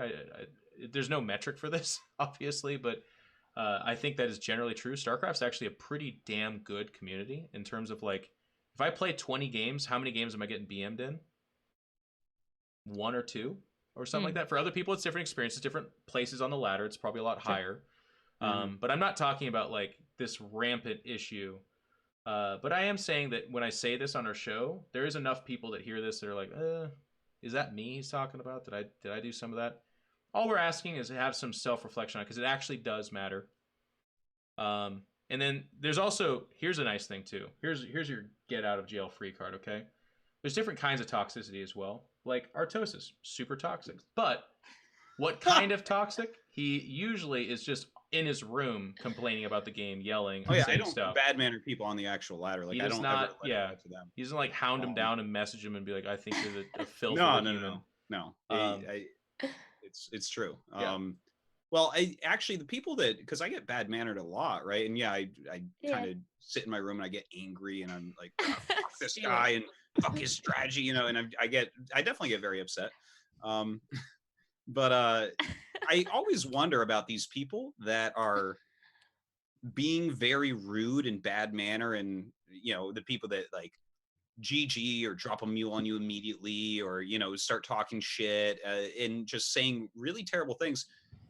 If like I want to know what it would be like to meet those people. Oh, I know. You know what I mean? I think it's their outlet. Like, raging on the ladder is They're their always outlet. normal, dude. I've met them. They're normal people. They are.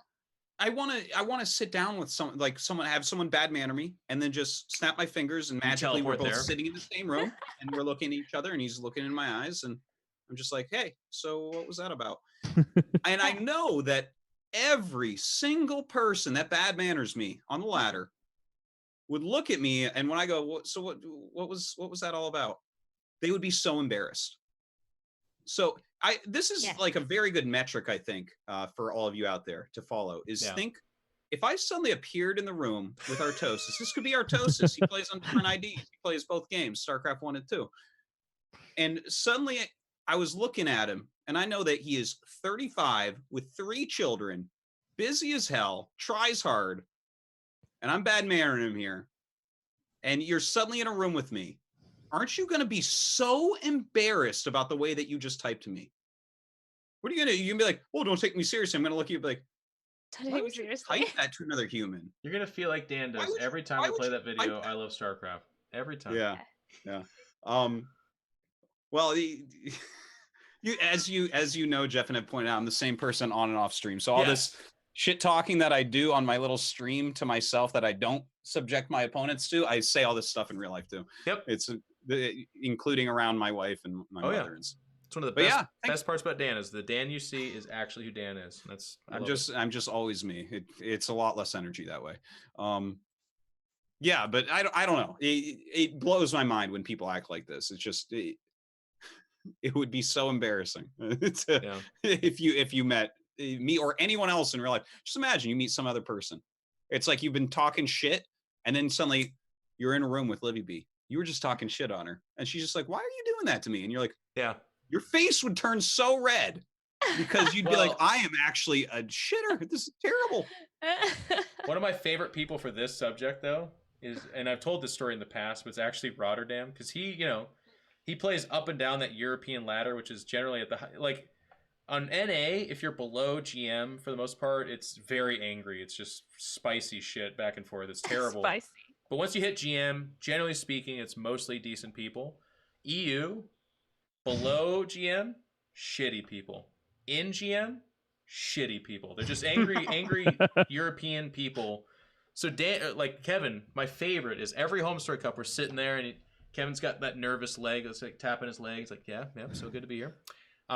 There's Verdi. I got to go talk to him. He has been no GGing me and calling me some names, so I'll be right back. And like goes over to Verdi, and he's like, hey mate. He's like, why you do that? And Verdi will be like, it's no problem. It's banter. I don't understand why you think it's issue. And Kevin's like, yeah, don't do that anymore. I don't like it. And he's like, okay, I respect you. It's fine. I won't do it. And he'll come back, and he's like, hey, mate, so you feeling good? Yeah, good. He's like, there's such and such. I got to go talk to them, too. And he'll get up and go walk over to them and be like, hey, man, you dropped a bunch of mules or kind of a piece of shit to me. What's going on there? And he's like,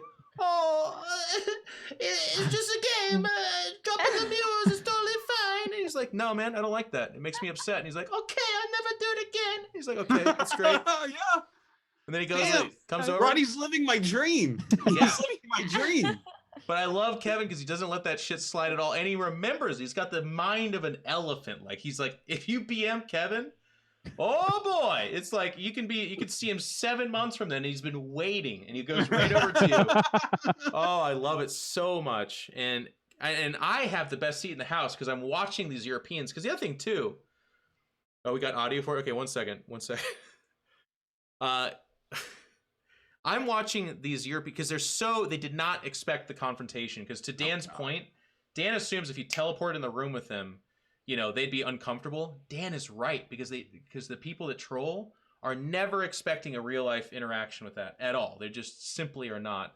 So every time Kevin gets like 7 inches from their face and he's like, hey man, yeah, so you called me a piece of shit. Like, why'd you do that? I thought we were friends. And they're like, they just they don't know what to say. So I guess we have audio, or is this is just our favorite video? Oh God, what is this gonna be? Seems like a hard fucking race to play. It seems really hard to play. Yeah, see, this is not me and being that's able okay. to feel for Protoss players and their fucking struggles to get to the top. Yeah. Say that in your room if you gotta vent it out. Yeah. I only caught a couple. That's the funny thing too. And the funny thing about being a fairly large and imposing guy is the couple times that I've tried to have the Roddy experience, these guys like think I'm about to rip their head off. Like I had a couple guys at a BlizzCon like, "Hey, Control, I'm the guy that was stream sniping you." And I like walk over and I'm like, "What did you say?" And they're like,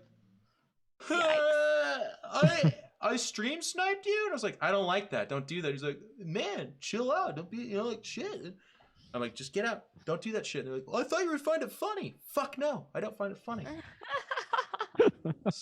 God. Except for Combat X. I did meet him, and that was like surreal. That was weird. Greg and I did an event in Canada. I can't even remember what it was, but everyone's like, oh, Combat X will be there. Combat X. He's gonna be there, and he's got this fan base. And if you've ever seen the different ways people handle their nerves, it's really funny to me. Some people, when they get really nervous, get quieter. Yeah. Some people, when they get nervous, get louder. And I guess you could probably figure out which one Combat X is. So it's like Greg and I roll up. We've both been like stream sniped by him 1,000,000 times. But it's like whatever, because we win most of those games, or like get into these weird conversations. If you haven't seen the like Matt Damon makes a phone call Combat X video, it is actually like, just Google that or YouTube it. It's just such an amazing video. My God, I don't know who made that. I think it was was it the America guy or whatever? Really funny video. But it was nothing. Combat X in person's not a bad guy. He's not. There's no like hidden story of I throttled his throat and told him never to show up again. No, he was like, hey man, how do you do? I was like, hey. And he's like, so we have some games together. I'm like, we did, man. He's like, okay. And that was it. That's awesome. And he was just, actually the funny thing too is after that, guess what he didn't do? He never stream sniped me again. And there's no secret story of me being like, I cornered him and threatened his life. I was just normal, and he kind of saw me and was like, well, I guess it's kind of weird to do that now. So he didn't. Yeah. Oh, it's Deezer, not Combat X. Okay. Well, wait, you want to play the sound? It's a minute Same 24. It's a part of history. We got to play it. Okay. Have you seen this, Dan? Have you heard it? I don't know. I'm excited though. This.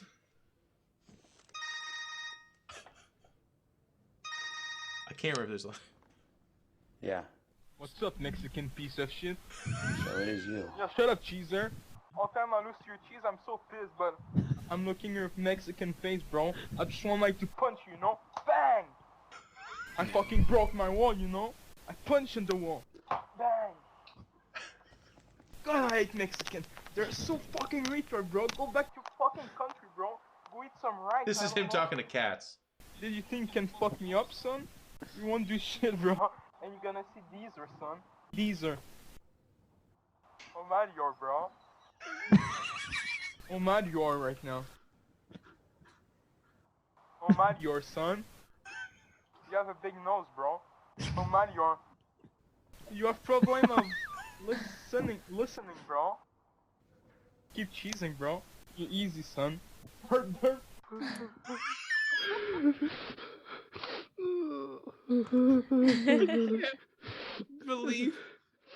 I can't believe someone talks like that. Dude, the best part about the Deezer Stop story, cheesing, bro. Combat X at least didn't hack, so when he stream sniped you, it was annoying, but whatever. Deezer actually hacked for a little while there and would like do it in tournaments and he was not cool. Deezer's not cool. And I love that a little bit of justice happened because Deezer eventually matured beyond this stage, went to college, got into a collegiate League of Legends team, and they were going to qualify for like the LCS Challenger or whatever. And basically the Starcraft community heard that he was a part of this team and trying to go straight. And they reported that he's a piece of shit that's done all these terrible things in gaming. And they cut him. He never was able to do it. Is that the right thing to do? Absolutely. Are you? No, it's a real question, Jeff. Bring it. You know what? There's a lot of people that agree with you, Dan. There's a lot of people that are like, no, he was trying to move past that. Guys, as a person that when I streamed back then, like 6 games were just Deezer hacking the crap out of me and being terrible. And then in tournaments, he like actually placed and be like, what's up, bro? It's Deezer. And he like took money from people. Oh, I'm okay with it. Totally. And he was unapologetic, by the way. He just kind of moved on. He quit StarCraft and went into League of Legends. Yeah. It's kind of just evidence that your actions have consequences, no matter how late it is. Yes. But should mob justice from the StarCraft community be what judges what he can do with his career moving forward? Is this? Do you guys actually think that this is all right? I don't think it's fair, but it's just what happens. Oh, as a consequence to your actions. It occurred, and it's cathartic. Okay, those things I think mob all of us justice can agree in this upon. case, by the way, is a number of people telling the truth of what happened to someone. Like it was not we ordered 1,000 pizzas to his house and it bankrupted him. It was not terrible things. It was literally people being like, "This guy did these shitty things," and then being like, "We don't want that person in our organization. He's cut." So, like, what you're arguing is like. This is like, God, what's that documentary that just came out about the serial killer? What's his name? The guy that killed 34 women, the documentary? Ted Bundy? Thank you, Ted Bundy. It's like the weird Ted Bundy defense where he was just kind of like, should people really gang up on me and hold me accountable for all these crimes that I did a little while ago? Okay, well, murdering 34 women and then cheating it's the same some thing. StarCraft. It's exactly the same thing. I don't know that his opportunities should be all taken away because he was not all of them were. That was it. Yeah.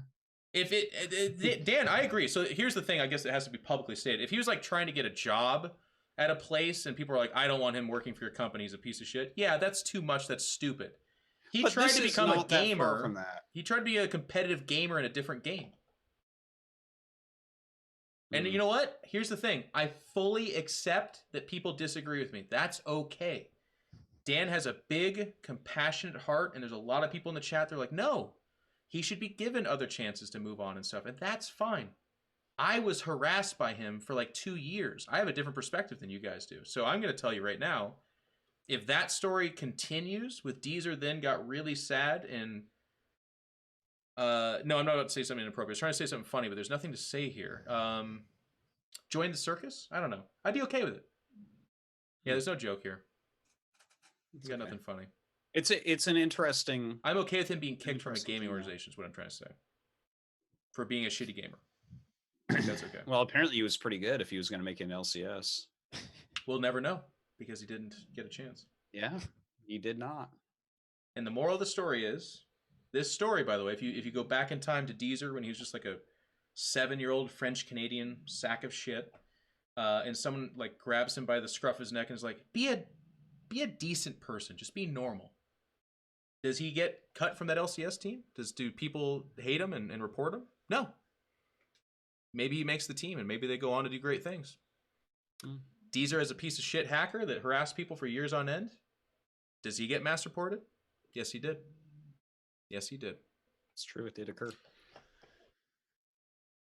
I don't like mob justice stuff too much. It's even in the case of Deezer, that's how much he doesn't like it. Well, I don't know. I haven't truly felt it out all the way, but it strikes me instantly as something that is very questionable. Yeah.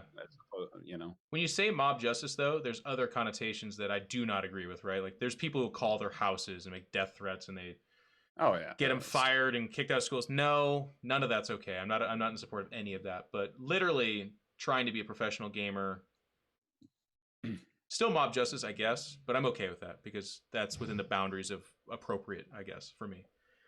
I want nothing else to happen to him. And by the way, he moved on. I don't know the rest of his story, but he's fine, I assume.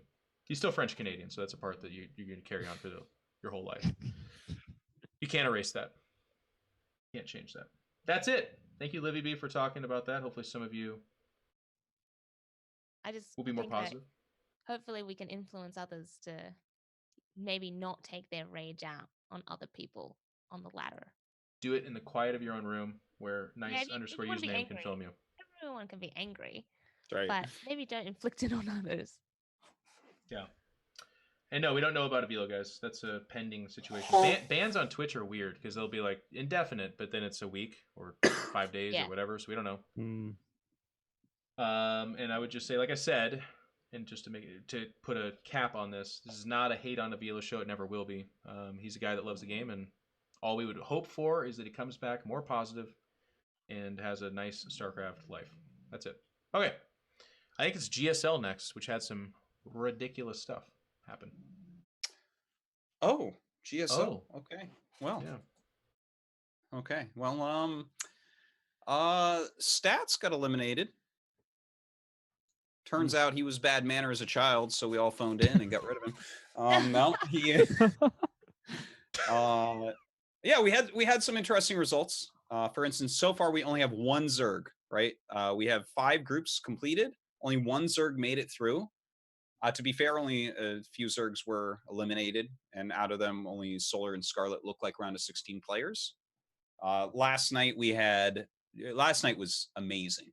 It was such a good group, and just watching Maru and Hero and Scarlet play were all amazing. And then Ragnarok had some interesting games. Definitely watched the whole series, the whole night. It was very, very good. So it's one Zerg of 4, though, right? Like it's Solar, True, Lucera. Oh no, 7. 6. 1 of 7. 6. No, that's Trust, not True. 1, 2, My 3, bad. So it's 6, right? Yeah. 1 out of 6 so far have made it. But like some of these guys don't make it. Like True is not around a 16 guy. Lucera is not around a 16 guy. Ragnarok's not around a 16 guy. So really, Solar and Scarlet would be the biggest upsets. Scarlet's a little bit variable with her results in GSL. She's not a lock for round of 16. She got a group with Maru, who's going to make it. Oh yeah, the group was all 4 of those players are top 16 on Korean ladder right now. So yeah, like it's solid. But yeah, that was a fantastic night of StarCraft, and the MC night was really good too, where Stats got eliminated and MC got eliminated. By the way, Terran's winning against Protoss over there. Yeah, just letting everyone know. Good thing we're increasing the cost of Blink. Yeah, I'm sick good thing. Jeff, you have any opinions on the Blink revert? No, it's kind of like we already had that episode where I talked about how when we get buffs, I like question it. This is my return to normalcy. Like I've been uncomfortable this entire time. Every time I research Blink, a little bit of me is like,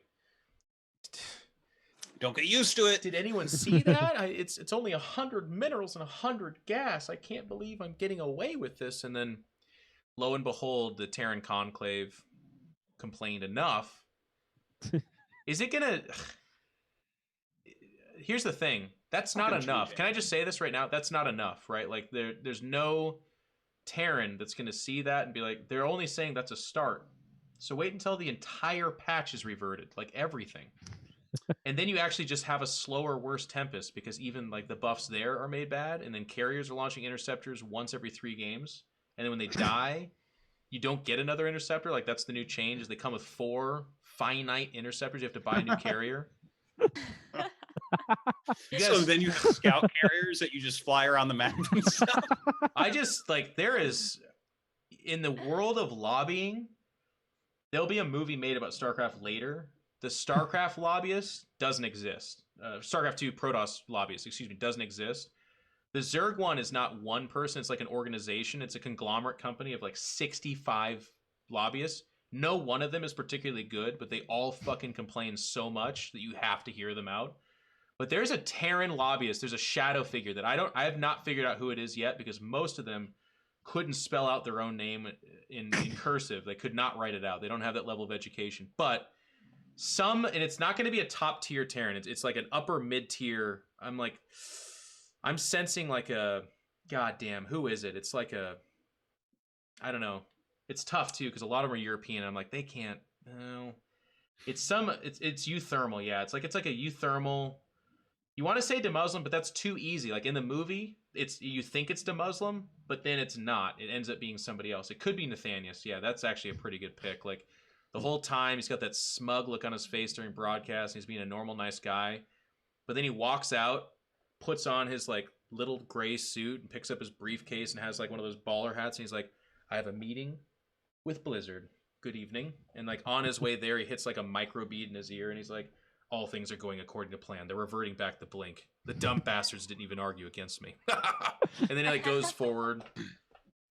Hero Marine? It could be Hero Marine. No, it's not Hero Marine.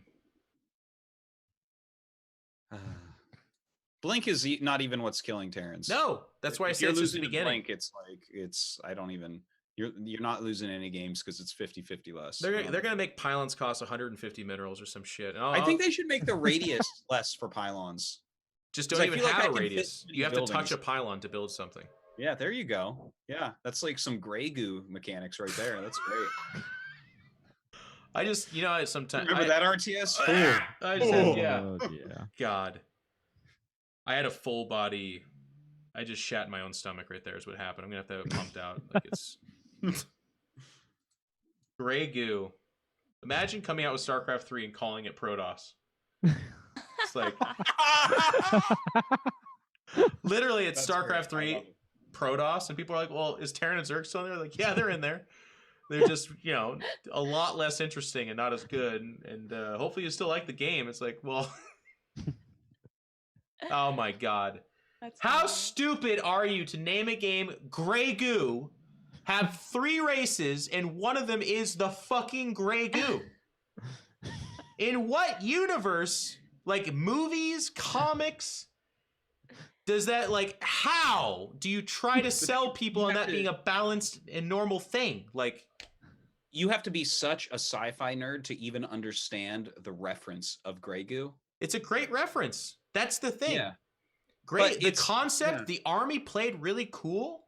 Everything about it, that race was cool. It's just that well, it would have been cool if the units could fucking move across the map. Well, that was a game thing. Jeff. Jesus Christ. I could not. By the way, Dan, you didn't have this experience, guys.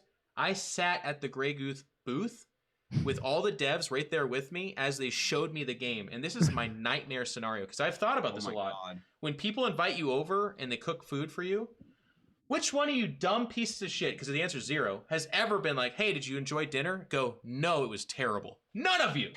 Nobody's ever done that. Yeah, you don't do that in their house. Yeah. If you didn't eat it and you're going to later shit your brains out, you said it was great. Where'd you get that recipe? That was amazing. Oh my God, you're so talented at cooking. That was wonderful. Then you walk out and you die. I'm at the booth and they are sitting behind me and they're like, "First of all, check out the super unit. It's amazing." So I make this goddamn gigantic, bigger fucking blob of Grey Goo. And they're like, "Now attack your opponent." And it goes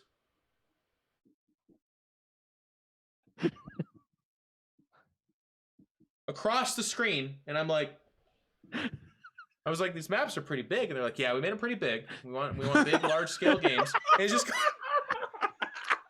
I kid you I wish not. I was there with you, You Jeff. think I'm exaggerating? I had a game where my super thing died, and the other one was made halfway through the fight and coming across the map.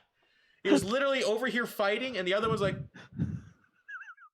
here I come. And then this one died, and the other one's halfway there. And we're like, well, shit, round 2. Oh my God, it's so bad.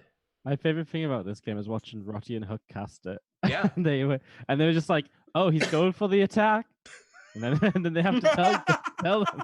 One of the race's giant structure was a big like Statue of Liberty that just shot laser eyes that kills everything on the line. Just wow, wow, wow. So just like vaporizing the fight.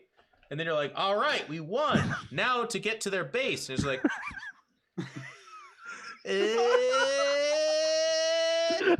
so I'm at the booth and I was commentating too. This is like a PAX. And it was hard. It was one of those moments where my soul disengaged from my body and was floating above. And it's like, Jeff, you stupid fuck. This is what happens when you're not doing Starcraft. Don't do Starcraft again. And I'm like, wow. So the Grey Goo player has gotten the full surround, which doesn't seem to matter a whole lot. And he's going to go ahead and try to reinforce. It looks like they're going to meet. Looking at the mini map here. Well, one of the players is waiting for the other guy, so it's probably going to happen outside of his base in about 5 minutes. About 5 minutes here. They're going to get there. Oh, my God. That company also made Dreadnought, though, which is actually a pretty cool game, but that never took off. They paid Grubby a whole bunch of money to advertise it, and it turns out... Was it an RTS? No. It was Spaceship Squad Battle. It was very cool. Never took off.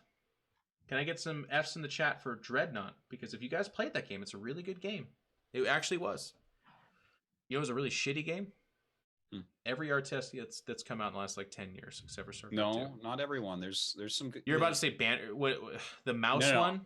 Yeah, the mouse one. Get the fuck out Tooth of here. and Tail is legit a really good game. It's a really good game. What's it called? Tooth and Tail. Tooth and Tail. Yeah, Livybee's never heard of it. I've never heard of it. It is a really good game. I am not screwing around here. I wish that it had a really. It has a mouse in it. Yeah. Multiple the main mice. thing that it's you a use bunch of mice fighting, and it's a not very Redwall. different RTS, but it's like actually really well made. I'm telling you, I love RTS games more than anyone, Jeff. I had another out-of-body experience. I'm like, oh, Dan's playing this other RTS. I'm gonna tune into that. And then it's one of those things. It's kind of like Mana versus Fire Cake, where like you're sucked in for 2 hours, and you're like, well, I have to see the end of this. And it ends up being a 5-hour shit fest of Swarm Host that nothing happens in. You remember that game, everybody? No. Yeah. I was watching fucking Dan play this game, and it was such a bad game that Dan was talking about everything other than what was happening on the screen, as literally a mouse is running around with a flag, and he like plants it in a hill, and other mice come up behind it, and I'm like, well, here's where the battle happens. And then there's no battle, It's a great game. and it picks up the flag and like goes to this other spot. And Dan's just like, yeah, GSL, blah, blah, blah. And then like the game just seemingly like ends, I guess. And Dan's like, fuck me. All right, I'll play another one. Just because it's too complex for you, Jeff, I will teach you if you want. It's mice running flags around and nothing's happening. There's a lot happening. There is nothing. It's like an RTS minus the real, the time, and the strategy. It's just mice. It's just, you know what? You are what we call in Tooth and Tail a rat.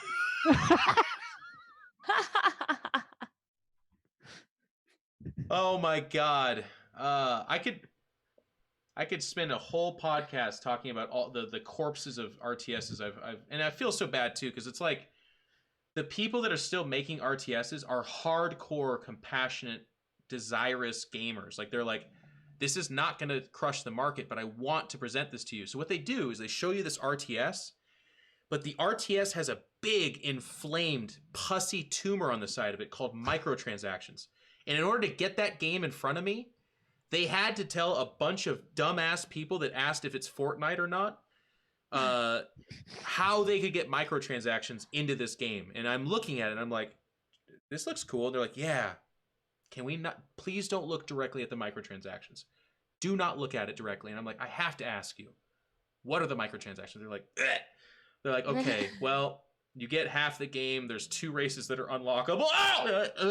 So, and then the campaign gets halfway there, and you have to pay again to get to the final missions. And I'm like, all right, get out. Please just go away. And that's every RTS that's been made in the last 10 years, including Tooth and Tail, which nobody's heard of except for... There's not even one microtransaction on Tooth and Tail. And that's why... How many people are playing it right now? I don't know, Matt, Jeff. I check don't have on those Steam, stats please. in front of me. We have the power. Matt, check on Steam. No, we don't. You have no way of knowing. Is it on Steam? What is this? Yeah, it Deep is on State Steam. Cobra Venom is going to use his fucking Batman cell phones to Yes. figure out how many people He's are already playing Tooth doing and it. Somebody in the chat will beat him to it, though. Someone said 5 people, I'm going to guess. It's more than that. It's got to be like 12.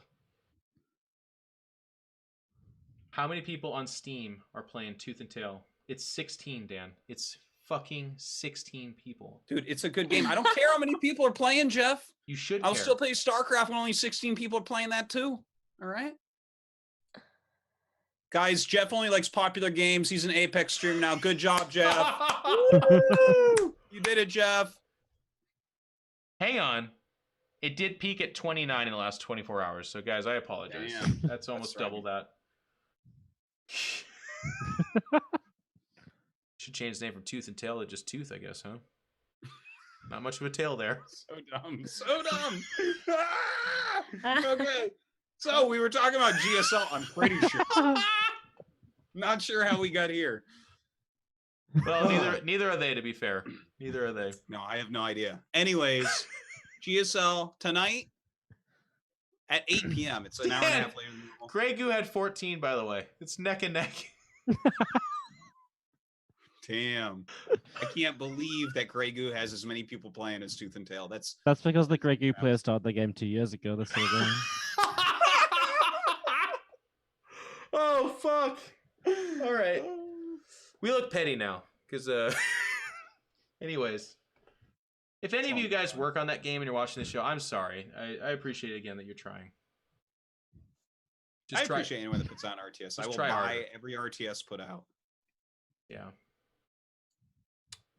Okay, the that's it. I think the microtransactions. topic's dead. We killed GSL, so there's Okay. GSL tonight. yeah. Sue and Innovation playing the same group. It'll be great. I will try to watch. Yeah, it'll be fun. Yeah. I think that does it. Do we have any more topics? ASL updates. ASL updates. ASL. Dan, take her away. Oh, okay. So we're in the round of 16. The first group wasn't super good. Effort won it, and Harangi got second. It was kind of predicted.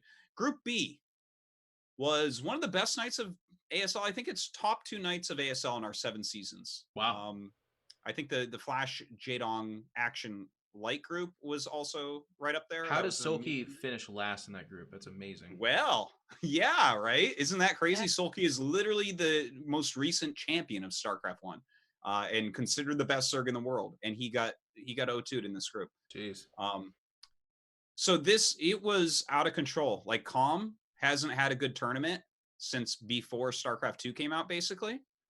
So it's been like 10 years about since Calm has been really good. And he came into the night off of no results still and said, oh, 90% I'm getting out of this group. And we're all like, what? And he's like, yeah, 90% chance I'm going to make it out. And he just brought the most beast strats. Snow had probably the game of his career. It was one of the most impressive games I've ever seen. You have to watch Group B. Whether you like StarCraft 1 or not, you'll like StarCraft 1 after watching that group because it was such a display of skill. Very cool. It was a crazy night. It was fantastic. Very nice. Yeah. We're doing the next 2 groups on Sunday and Tuesday. There you have it. I'm excited. I'll try to watch for Mhm. those. I'll stay up till 6 a.m. That Group B, though, like if you have some extra time, check those games out, especially Snow Sulky. Can you link me the VOD after? Can I get you to Okay. I'll Thank do you. it. Okay. try to save StarCraft? I'll watch that.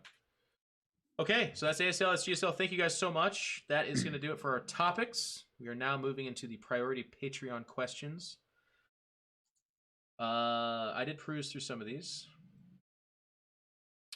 Okay, so Foot4264 asks, which pro player has single-handedly changed StarCraft 2 the most? And then he says, an example would be Beyond getting the Reaper's nerf twice, Serral ending Korean domination. So who do you guys think has had the biggest effect on StarCraft 2? the biggest effect on Yeah. StarCraft 2, like overall for patches or just in general? It's open-ended. Okay. I think I have this link for you, Jeff. Hold Thank on. you. Let me message you. Wardi, Livibee? Maybe Stefano, Ooh. just because of the era he played in, and he really like literally changed the meta. And I can't think of anyone who changed the meta in so many matchups. Yeah. Since then. I think a big one, and people will scoff, but a lot of people won't, is Idra actually had gigantic impact, and it was very much so as like a anti-hero type of thing. But he had a rampant, just massive fan base.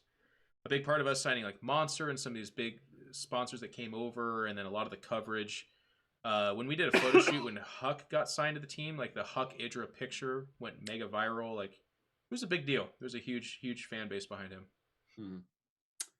I think maybe the most impactful, I think actually could be MC. I think there's a good argument there based on playstyle alone, because he was the first Protoss champion really, and no one had really figured out the way to use Protoss, and he influenced like years and years of Protoss play with his aggressive attacking strategies based around force field. And yeah, like I talked about this a little bit before, because it took until Rain came along for a solid macro-based approach to be the way to play. Yeah. And I think a lot of the hatred thrown towards Protoss in StarCraft 2, like people say it's carryover from StarCraft 1. I don't buy that shit. I think it's actually because of the way that MC pioneered it, where it gets really frustrating because he's using force fields and abusing, and everyone started playing that style after he showed it off in early GSL seasons. So I'm going to give it to MC. He was also a big behind-the-scenes guy, which he never gets enough credit for. He was kind of a mother hen in the Korean scene. He negotiated a lot of the contracts with foreign teams. He was a very good guy about like traveling and pioneering where you're supposed to go and how to do it. Not a lot of people know that. He's just a great guy in general. He is a great guy. He is. Livibee, and what about shout out to Nick and Dan for commentating in Korea? They said players, so those are two but pretty bad players. But they were pro players back before they commentated. Does it count? No. Oh. I'm going to have to change my answer to agree with Livibee here. Yeah? Okay, yeah, good. Yeah. But what's your real answer, Livibee? Jokes aside, I guess. Oh, I was going to... Well, originally I was actually going to say Idra covered that and Huck, because they did like huge things in the scene and, you know, brought a lot of attention. But, I think you're supposed to say very pig entertaining. Is the Australian answer. Pig? Pig, yeah. Oh, yeah, pig's awesome. Oh, yeah. But Australia isn't real. No. No. Earth is flat. No. It's just over the ice hill. Yep. Is it better to give or to receive? From Sam Talik. Give.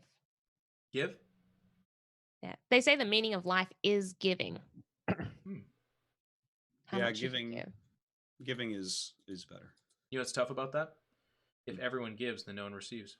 Well, actually, everyone has to receive at the same time. By definition, yeah. Well, a lot of people receive my ladder points. That's true. Wardi gives a lot of ladder points out there. I do. Yeah, so do I. My answer would be the younger version of me, so like 25 and below would be to receive.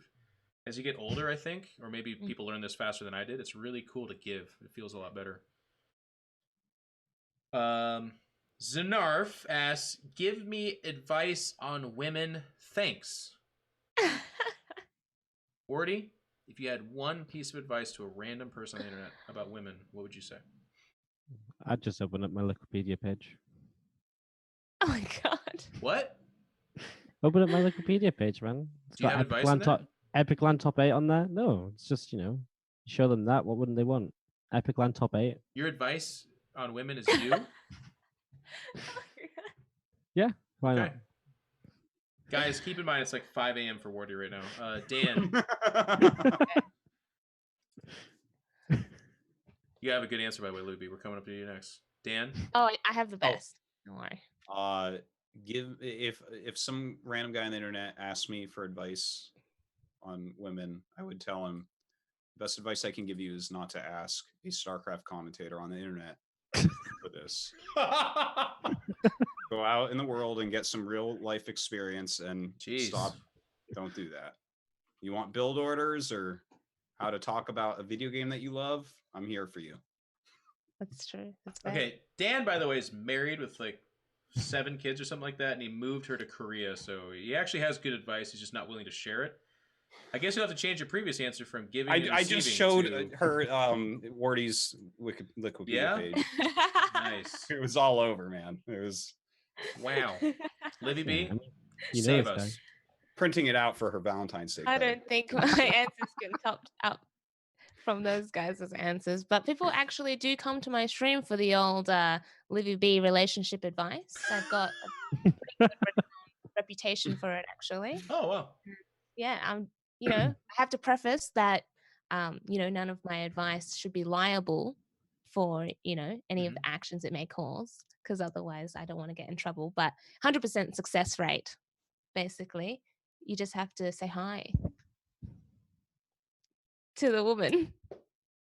Starting up a dialogue is That's number true. one. Okay. Don't forget they're people. That's right. Yeah. You can speak to people like people. People generally like being spoken to like people. Damn. I gotta say, I don't know what I was expecting, but it was more than this. It was Well, usually if you have like the chemistry or things in common, or you just talk about things that you are interested in, and basically treat them like a normal human being, and then they will probably respect that. Yeah. Good stuff. I'm worried that there's people that needed the advice to treat a woman like a normal human being. But It is a bit of a worry sometimes, but it's sometimes I feel like a good the next piece of reminder. advice is stop hitting them. It's like, Oh my God. Bit of a but hey, refresher. that is a good place to start. Okay, Seraph 6. First rule as everything else. God dang it, that's not a question. Sorry, I'm a little bit. What's his name on Anchorman? Yeah. Are dud Reaver Scarabs considered an acceptable random factor in Broodwar, or should it be patched? Well, here's the thing. Even before I turn over to Dan, who's the obvious expert, anytime you say anything should be patched in Broodwar, there are dozens of people that will just say no. Whatever you're about to say, they will just say no. So, Dan, should dud Scarabs be patched? Okay, so no, you don't patch things in Broodwar unless it's like a game-breaking bug. They've always been a little bit buggy. If they just went directly to their target and hit, that it would be completely broken. But also, don't forget that these bugs are actually things that you can learn to minimize greatly. Like, it'll still go wrong, but like, for instance, Snow is the best Reaver user. You don't see as many Scarabs dud for him. Also, there's certain tactics that pro gamers use to make Scarabs dud. There's certain building placements you can put down and certain ways to run your SCVs away and stuff like that. Like, I do this regularly, and I think a lot of people are misunderstanding about Reaver duds. Like, there's certain criteria that the Reaver has to hit to make the Scarab go off. So like, the worse you are and the less you use Reavers, the more your Scarabs are actually going to dud. And you might not understand why, but there's a lot that goes into it. And the better you get, the less duds you'll get. Beautifully said. And there's a picture. All Thank right. you. Still knocked ass. I'm sure you get very hot takes all the time from relatively bad StarCraft players. What is one particularly bad or memorable comment you remember from a fan? I'll start. You ready? I like this story because it's just fucking terrible. One time I was doing a WCS, and this is like early WCS in Toronto, and I had a long line of people that wanted my autograph. It was really nice. I was signing autographs, and this guy comes over, and he's got like a big shit-eating grin on his face, so I know I'm about to get a joke, and it's surely going to be great. And he looks at me and he says, how much do you bench these days? And I was like, oh, I don't know. I haven't maxed in a while. And he's like, okay. Because it looks like lately you've been benching more cakes than plates. And I kind of, there's like people waiting and there's people standing around. I looked at him and I was like, what did you say? And he's like, huh, it looks like you're eating a lot of cakes and not working out as much. And I was like, I'm the worst guy to say this stuff to, because a very friendly celebrity of any sort would be like, oh, that's funny, my man. you should take that show on the road. And I just looked at him and I waited and he waited. We looked at each other for a minute and I was like, that's just rude, man. And he was like, oh, well, it was meant to be funny. My friend said to tell you the joke. And I was like, can you just leave? And he looked at me and I looked at him, and he just like walked a few feet and then looked back at me. And then I looked at him and he just kept walking. And I'm sure he has like 6 dozen accounts on Reddit and he's probably one of my #1 biggest haters. But I was just like, that was to this day, that's one of the dumbest things anyone's ever said to me. And here's the best part about being on a show. Yeah. I'm so excited about this. At BlizzCon or whatever event, probably something involving Europeans, there's going to be one that comes up to me. He's going to go, are you bench pressing cakes or something? That will be funny though that time. No, it won't. It won't. It still won't be funny, Dan. Next to you when it happens. It still won't be funny. And they'll look around and I'll look around and they'll expect me to be like, that's a topical joke from a story I told on the Pylon Show. But instead, what I'll Meanwhile, your friend Toast is going to be barreling him. I'm giving him high fives and shit. You can if you want. And if you're laughing, I'll probably join in because I'll just like readily assimilate the normal human interactions around. But if it's just me and this European, I'll kind of be like, I love it, Jeff. I think you're right. Anyways, is there something I can do for you? And they'll be like, no. So Wardi, what's the worst hot take you've ever gotten? I don't know if there's one that involves like me directly, like meeting someone, but one of my favorite ones that happened it was on Inside the Game, right? Mhm. And our friend, we have like a Skype group back then of like people we played Starcraft with, and one of our Skype members claimed he went to the same gym as Forzane. So someone rang the show to ask Forzane to confirm if this guy was his gym buddy. And of course, Forzane was like, well, I have seen him, but I'm not like his benching partner or something. It was just horrifically awkward, and I died multiple times inside that night. And yeah, never go back. Livy? Well, you know, as a female streamer, you can imagine You've got a streaming few? on Twitch for 6 years, full time now. That I've heard basically the entire rainbow of everything that could be said ever in the history of time. I guess I could just pick one that I remember off the top of my head now, which is, you know, if you're gonna be a female streamer on Twitch, why are you streaming Starcraft? Just switch to League of Legends. Oh, nice. It's the popular one, you know, back in the day. Now some it's good advice there. replace League of Legends with Fortnite Mhm. and soon to be Apex. That is my favorite category, is the one where it's well-intentioned. They're like, maybe she doesn't Maybe she doesn't know to stream another game. I should probably tell her. And then the popular games are. Yeah. Dan, you've got some good ones, I know. But what's like a hot take? What is a hot take exactly? Stupid advice. Just someone giving, not even advice, but like they're just giving you a read on something. Like, does it have to be real life or online? Because No, it could be online. I think he meant for it to be online. Okay, yeah, because in real life, people are mostly just normal and cool, and fine, and I mean, especially the ones that come to Korea, you know, they've kind of been tested. They've had to go to a new country and stuff, so like they're really with it, you know. Everyone that likes Starcraft and comes out is really cool. Yeah. But I mean, I hear the stupidest things in the chat all the time when I'm streaming, where it's like. It's hard to even remember because it leaves my brain, because if it didn't, I would go crazy. You know what I mean? Because like they'll just say the stupidest possible, like a lot of the advice that I get, or like I'll like lose a game and I'll look over at the chat and the reasons that they think it happened, I'm just like, how could you think that that's what happened? Were you watching?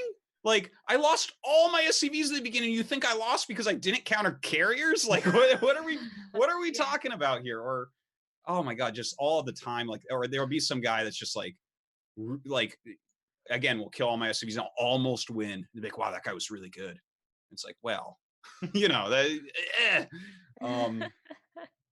I like any of the ones that are advice on how to conduct yourself as a personality. That's that whole category is like, because the way my brain works is it naturally tears things apart anyway. So when someone says something really bad and dumb, it gets eviscerated immediately. But then my mind's like, no, but there's more to tear apart, and just keeps tearing it into smaller chunks.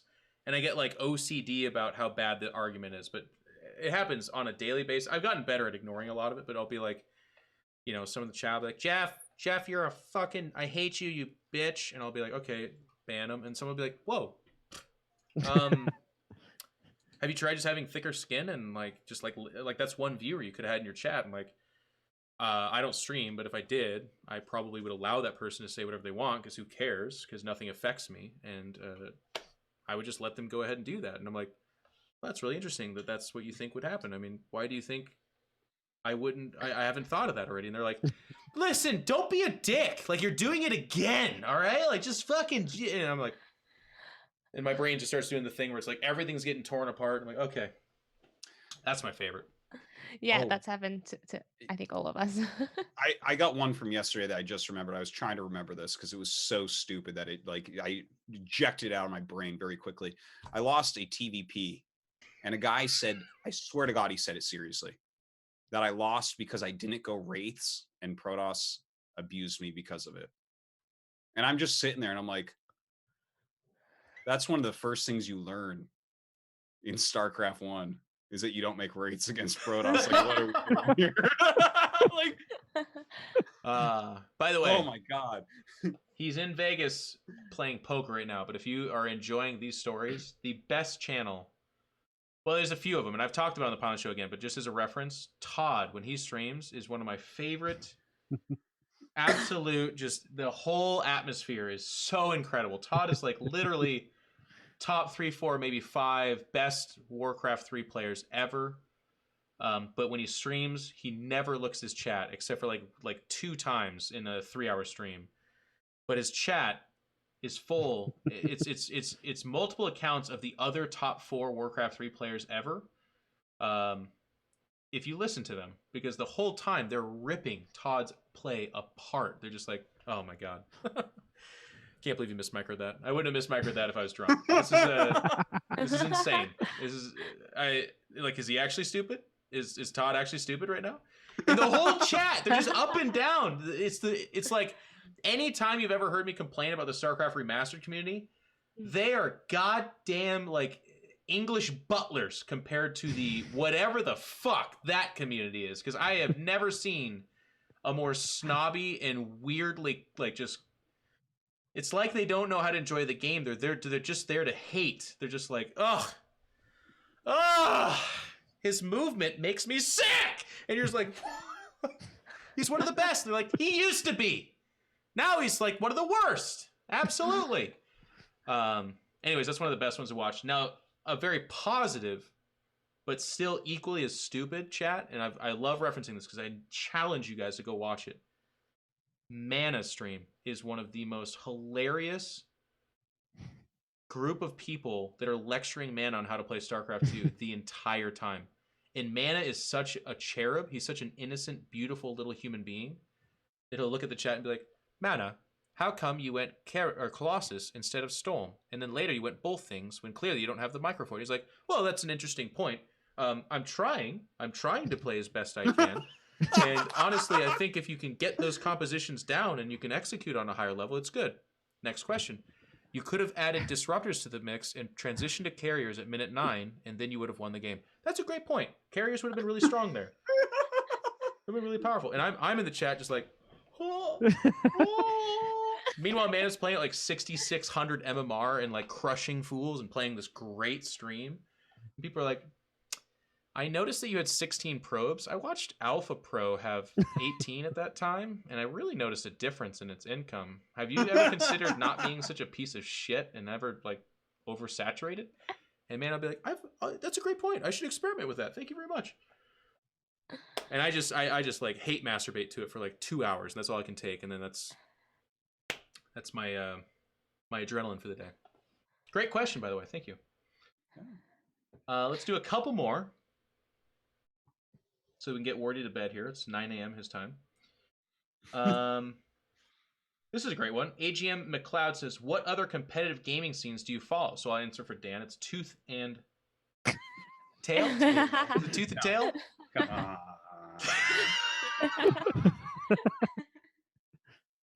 Do you guys follow the games? Livy, you watch anything else? Have you checked out League of Legends? You'd be a great streamer there. Well, actually, the Australian community for esports is actually still relatively small. So everyone does really know a lot of the other players. So I guess I know who the competitive scene players are, and even the streamers in other games like Fortnite and League of Legends and stuff. But as for tournaments, I don't watch them. I don't really follow them. Yeah, that's it. For so me, the answer other is than no from Livibee. StarCraft 1 and 2, other than that, I really enjoy Smash Melee and Street Fighter. Yeah. I don't get to watch a lot of either, but if I have free time and there's a stream on, I like to check it out, and I kind of follow. I try to follow both. I did not as close as I did once upon a time when I had more free time, but I really like both those games too. Wardy? I watch a lot of the Battle Royale stuff. I play a lot of it, so I just sort of, it's like good background content if I can't find some StarCraft to watch. But I haven't watched stuff other than StarCraft properly for like a couple months. Yeah. It's been crazy. I watch a lot. I used to watch more Dota, but I've just kind of drifted away from that. And that scene's actually kind of hard to follow if you don't play the game, I think. I used to get really excited. I'll still watch the international like every time it shows up and stuff like that, but their squads mix up a whole bunch, and their meta drastically shifts, which is great. I'm not saying it's a bad thing for the game, but for me as a person that doesn't play the game, it's hard to follow. I watch a lot of CS:GO, but that too, that was a funny thing as a outsider looking in. They have so many tournaments and it's so oversaturated that it kind of whitewashed the whole experience. Like I was like, a big win for Cloud9 the next weekend was nothing, so it just kind of, I was demotivated to be excited about a big tournament because there was just another one literally a week or two later, and it ended up making me, it's like too many colors. I was just like, I'm not interested anymore.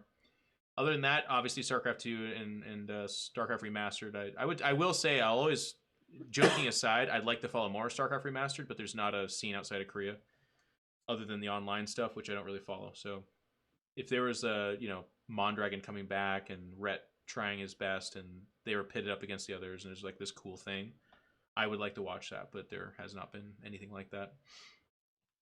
Otherwise, I check out the new games. Like Apex is really fun. I really enjoy watching that. I did not watch the tournament, but I watched Shroud get ready for it, and him and Skadoodle is just actually some of the best FPS you can watch. It's pretty cool. I'll tell you what's going to be great. Tetris Battle Royale. That esports scene, it's going to be insane. Just released, Jeff. Wait, Tetris Battle Royale? Tetris Battle Royale. It just released today. What are you talking about? Are they dropping shapes into a... it's actually a thing. It's called Tetris 99. Oh, so it's just Tetris a bunch of Battle. people playing together, basically? Oh no, you target people with your Tetrises.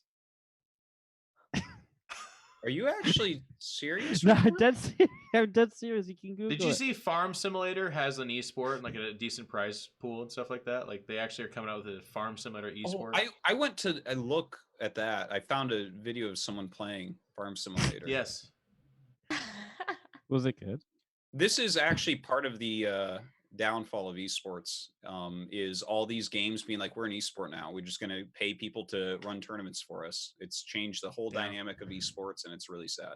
It's like because did that. So many bad games have become esports at this point. Like Tooth and Tail and some of these other ones. Tooth and Tail is great. I wish that they had the money to pay for that to be an esport so that I could win you over, Jeff. You'd be commentating that with me. You'd be like, this is so fun. Oh my God. Oh my God. He's planted the flag. The other team has also planted their flag. And rats and mice just auto rally to it. Let's see what happens.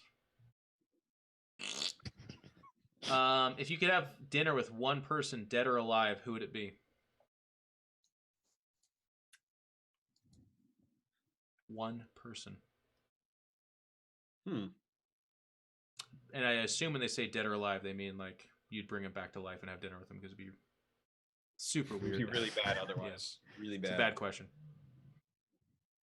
Oh, I don't know. It's a good question. Like, there's obviously so many interesting, intellectual, fascinating people from history. I almost feel like maybe I would go back and get like one of my earlier ancestors or something, someone I don't know, or something like that. I don't know. That'd be kind of cool. Like a great grandfather. Some first generation Stemkowski is your answer. Yeah, you just go grab an old Artosis. That would be cool, yeah, and see if I'm like them at all or anything like that, or like I got tendonitis in the left shoulder. What about you? When they look at me and like I'm like, yeah, no, there's these things called video games. I talk about them for a living, and they're just like, put me back in the ground. Put me back in the ground. This can't be what happened to my lineage. Do you hear the buzzing sound in your ears? Oh my God, Wardi, who would it be, and why is it the Beatles? The UK have anyone else? I don't know. As someone from England, do I not say like the Queen? You have to say the Queen, yeah. Yeah, Queen. Why not? She's on all our money. And not dinner, but probably tea. But would you care for that dinner? What would you ask That her? would probably be interesting, wouldn't it? I don't know. I don't know why. I haven't planned it out yet. Give me a moment. No. Yeah. I don't know what, but it would probably be quite interesting, I guess, because Yeah. I mean, I don't really know what the Queen does, but it must be some pretty cool shit. Yeah. Livy, what about you? Well, I would have said probably Mike Morheim, because he's awesome. He's my idol. I've already had dinner with him multiple times now, so Oh wow. checked Oh. off the list. Sick Dream brag. come true. Yeah. I guess I would have to have it more of an emotional answer then, and say my mum. Oh, Yeah. that would be good. For me, some of the chats at Julius Caesar, that would be interesting. I'm just worried if you go too far back, there's nothing to talk about. Like, what would I Maybe ask so, Julius yeah. Caesar's? Like, do you remember getting stabbed by everybody? Is that... You find out how this weird one of zombie experience works for him. Like that's a waste, Jeff. I don't know. Yeah, dead or it would be something weird like I don't think this is the best answer, but I want to know about it'd be like a president or something like that, and I want to know if we have UFOs and if we, who assassinated JFK and all that stuff. Like, assuming they would divulge that because they had died already, that'd be kind of cool. But yeah, I think we all sucked at that a little bit. Livy's was a good answer. Livy's was a good answer. Dan was not. Yeah. Oh. An old Stemkowski? Yeah. And then all you said, you had no follow-up. You're just like, I just like to talk to an old Stemkowski. That's it. Just see what they're like, and I don't know. Exactly. You literally said, I don't know. I don't know either. Yeah. To be honest, if it came down to it, I'd probably sit down and make a list on a piece of paper and really go through and try to figure it out. But I thought that came to my mind, so I said it, Jeff. Well, you know that's what makes you a good commentator. If you want any more lessons, it's $25 an hour. Let me know. I support it. Couple more. What is the best strategy to get new players to StarCraft? This is asked quite a bit. I think maybe I have some kind of ideas that I've been thinking about with StarCraft that I feel like could kind of help people and excite them. I think that one of the cool things about StarCraft is you can play it any way that you want. And I think that this is something that isn't sold to people as much. It's not like you're just trying to be like innovation or something. You can, there's so many different styles and stuff. And I feel like if we could let people know that like, oh no, whatever style, suits you, you kind of express yourself with that. And I think that that's a huge selling point, that you can play in any way and be successful as you want to work towards is something exciting that I feel like should be advertised more, or could be a good way to get more players. I just tell people on Twitter to 1v1 me in Starcraft, bro. And then they're like, oh, I can beat a girl. And then, then they're hooked. Got him. Wardi, as a top 8 finisher in the UK land, you've got a lot of experience with. Well, I mean, actually, like stuff like lands is actually a pretty good way, right? Get people to go, show up, see a community, have something to aim for. Because like it's kind of motivating. Whether you're just looking to make it out of your group even or something like that. Like everyone can set their own goals, and I think it's really been good for the UK to have like those events that people can start coming to and stuff like that. So Yeah. just lots of local stuff, regional events. Good. I don't know. I think one of the best things ever to happen is going free to play. So I think I would just reinforce what we said earlier, and that's like there's going to be people trying out the game. There are, and there are people that are like coming back to the game. I see that said a lot, and one of the best things you could ever do is to be like, hey, you want to play some 2v2s, or are you interested in talking some strategy? Like, what did I do wrong there? A lot of people make really good coming friends. back. Yeah. Oh yeah, it is. People have been playing it. Just be nice, friendly, and you can make a good friend, and that person can then get glued into the game. Because Starcraft's actually like co-op's a big deal. It's seen it a lot in the chat there as well. It's a very social game these days, which is pretty cool. One question from here, and then I'm going to go to the questions only for the host area. So that's the non-patrons. This is a quick one. I'm just going to answer it myself. With the Activision cuts, can I count that BlizzCon will happen this year? I plan to fly there, so need to book flight early. We don't have the answer to that. I would assume yes, but I don't want you to ever spend a bunch of money and then be like, Jeff said it's happening, so I'm going. And then get into like a trouble and be upset or something like that. Like, we don't know. And when we do know, you'll know, because that's the best we can give you. So please don't wait for an answer from us. You got to take the risk yourself or don't. And then let's do one or two questions here. Holly, who asks a lot of questions. That's great. How do you deal with burnout or just exhausting of what you were doing, no matter if casting or Twitch streaming? So just the concept of burning out. How do you guys deal with that at all?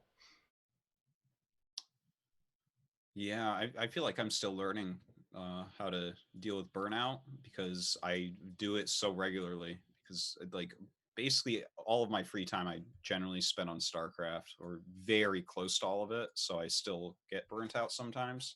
Yeah. I don't know. I don't have I don't have like a methodical approach to this yet, unfortunately. I actually really like the answer that you're still learning. I think that's a very wise way to answer that. Yeah, that's really good. I have a lot of different inputs with burning out, because I feel like a lot of it is like your mental state, mentality. A lot of people, especially me, I feel like it's all about the balance of your day. Like you can spend a large portion of your day streaming, but as long as you have like some way to unwind at the end of the day, I think that can just reset everything for tomorrow, because it is an everyday process. You have to be grinding every day. You have to be kind of trying your best to put in what you can every day, and it takes a lot of energy out of you personally.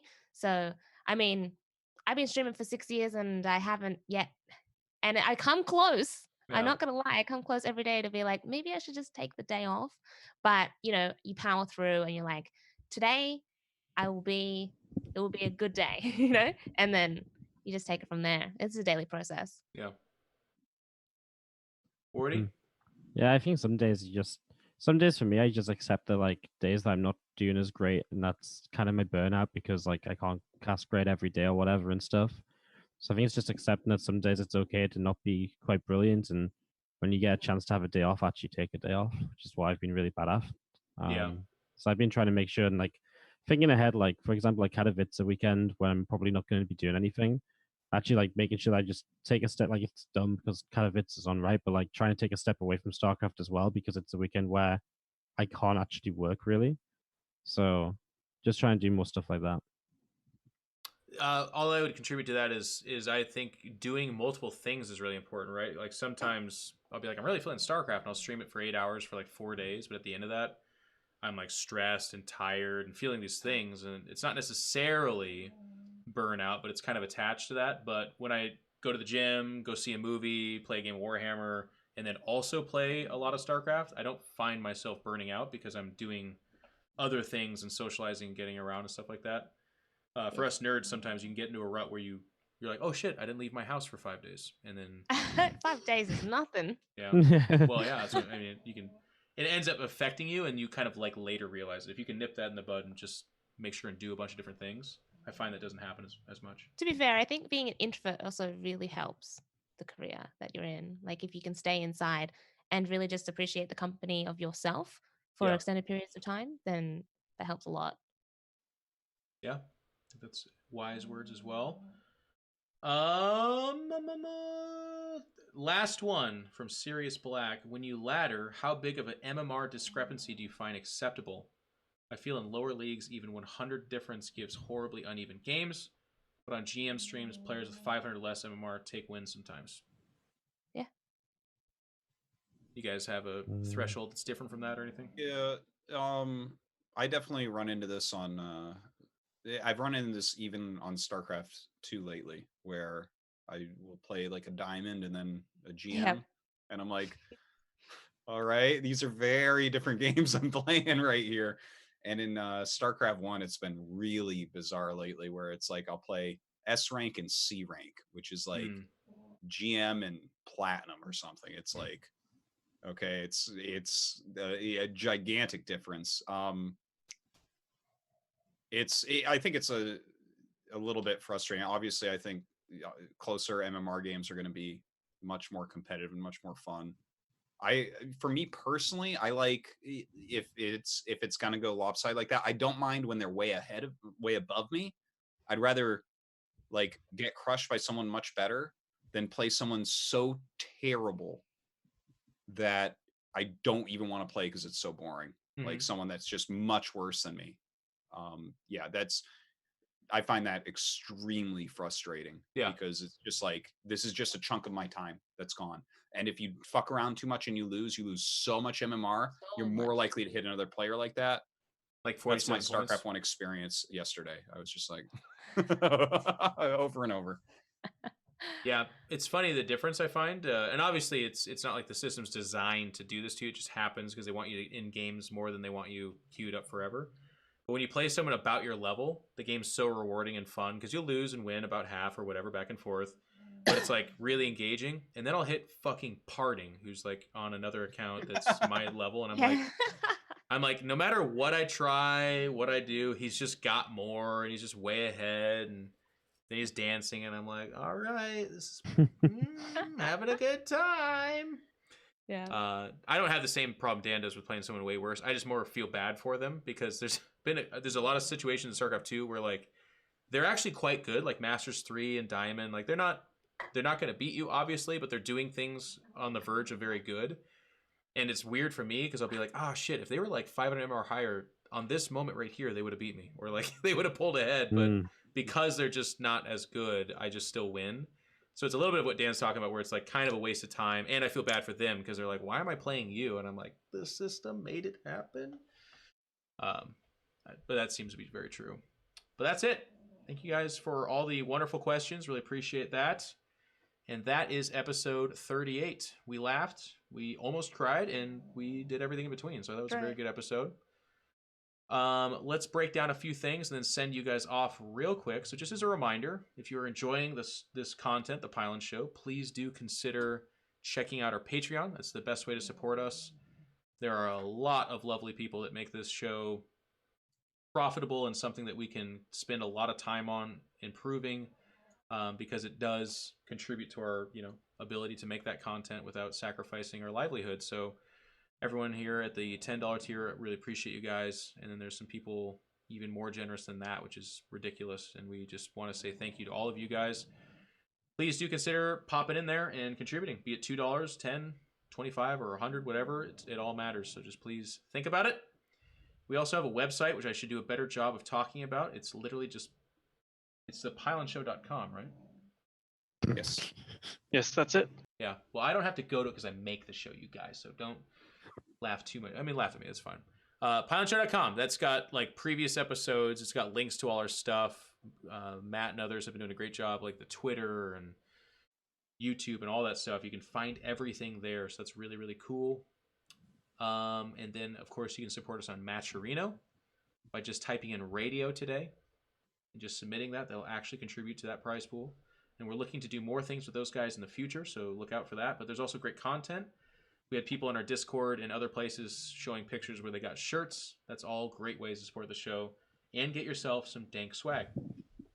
AFKT, thank you to them. And then one last note here as a special thing that we've been trying to do a better job of. We're asking for your feedback. So if you go to our Discord, which is linked all over the place and probably put in the chat or something like that, there's a section called Feedback for 2019. We want to hear what you guys would like more of, what you didn't like, what you do like, what you'd like to see. There is no grumpy in control in there yelling at you for bad advice. You're safe to give your bad advice. You are safe. Okay? I will not. That's mostly Cobra and Alessandra and some others, and I of course read it and look at it, but I'm not gonna get Grumpy Jeff in there. So it's just please let us know what you would like more of or what is working or not working. That's it. Let's send these people off. Wardi has to wake up in like 2.5 hours to do a tournament, probably, and he's got to get a little bit of sleep. Wardi, thank you so much for coming on again. Appreciate it as always. What are you up to? What can people check you out on? Yeah, awesome to be on. Thanks for having me. Tomorrow's my day off, but I am going to be streaming the rest of the Team Looking Map Contest tournament on Friday, Saturday, and Sunday. The map's actually really cool this time. There's very few maps that kind of like do really have nothing better. So it's pretty sick. There's been some really sick games. So yeah, check that out. That's what I'm up to. Very cool. Livibee, it was wonderful having you on here. We'll have to have you back on. Hopefully you want to talk more Starcraft. But I'd love that. Well, thank you, Jeff, Dan, and Wardi for hanging out with me for a few hours. It was an absolute pleasure. Very funny moments. Big shout out to Matt as well for all these awesome honey backgrounds. I gotta hit you up for these graphics later. These are awesome. Also, big shout out to the War Chest if you guys haven't heard of it yet. Phase 3 comes out tomorrow. Happy Valentine's Day. Oh, nice! Finally, very cool. Yeah, and I'll be streaming as well, 6 days a week from 5 p.m. PST. You can follow her on Twitter and stuff like that. I think that's linked around. Yeah, it's right there. It's right next to your name. So at Livibee with 4 E's. Oh, and finally, just before I wrap things up, I just wanted to say that I have mentioned a lot today that we need to be more positive on the ladder, but there are actually a lot of people that are positive. So a big shout out to them because they're making like everyone's lives awesome and they have a huge impact more than they know. So yeah, I just wanted to give them big old love heart there too. I'm glad you said that because that's actually, I give too much attention to the negative. I mean, I know that's like an easy trap to fall into, but you're absolutely right. There's people that deserve that recognition as well. So thank you for saying that. Dan, you got GSL tonight? That's right. Tonight, not at 6:30. We normally start at 6:30, but an hour and a half later than that. So that's kind of a funny time. Not going to make it home on the train, most likely. Nice. But then, so wait, what day is this? Okay, so GSL tonight, tomorrow nothing, except I will stream. Might stream StarCraft 2. I've been saying I was going to do that. And Saturday we have GSL again. And then Sunday ASL, and then Tuesday ASL, and then Wednesday GSL, I believe. And then we stop GSL until after Katowice, I believe, right then. But ASL will continue. So lots of that. I'll be streaming regularly. Yeah, Pylon Show every week. Good stuff. Very cool. For me personally, I will try to stream as much as I can in the next few days. I'm just streaming a lot of StarCraft 2 these days, but I've been floating around another XCOM run or something like that. But it's just been a lot of StarCraft. And then we have the Pylon Show next week. We'll be not premiering, but talking a lot about Katowice. I want to give a big shout out to the support staff behind the scenes, of course, Mr. Cobra Venom, as always. The moderators in the chat, keeping it nice, positive, and clean for the most part. Thank you guys. Alessandra for collating the show notes together. And there are many, many more people, the graphic artists, the people that help with the merchandise, the lovely support. And, of course, again, just a big thank you to people like Mark, who have always watched the show. And there's actually a lot of Blizzard people that watch the show, and they tolerate my terrible rants. And then they forgive Dan for all of his vitriol that he spews out when he plays your guys' games. So thank you. Love you guys. It's been a great show. Get some rest or whatever it is you do, and we'll see you soon. Goodbye.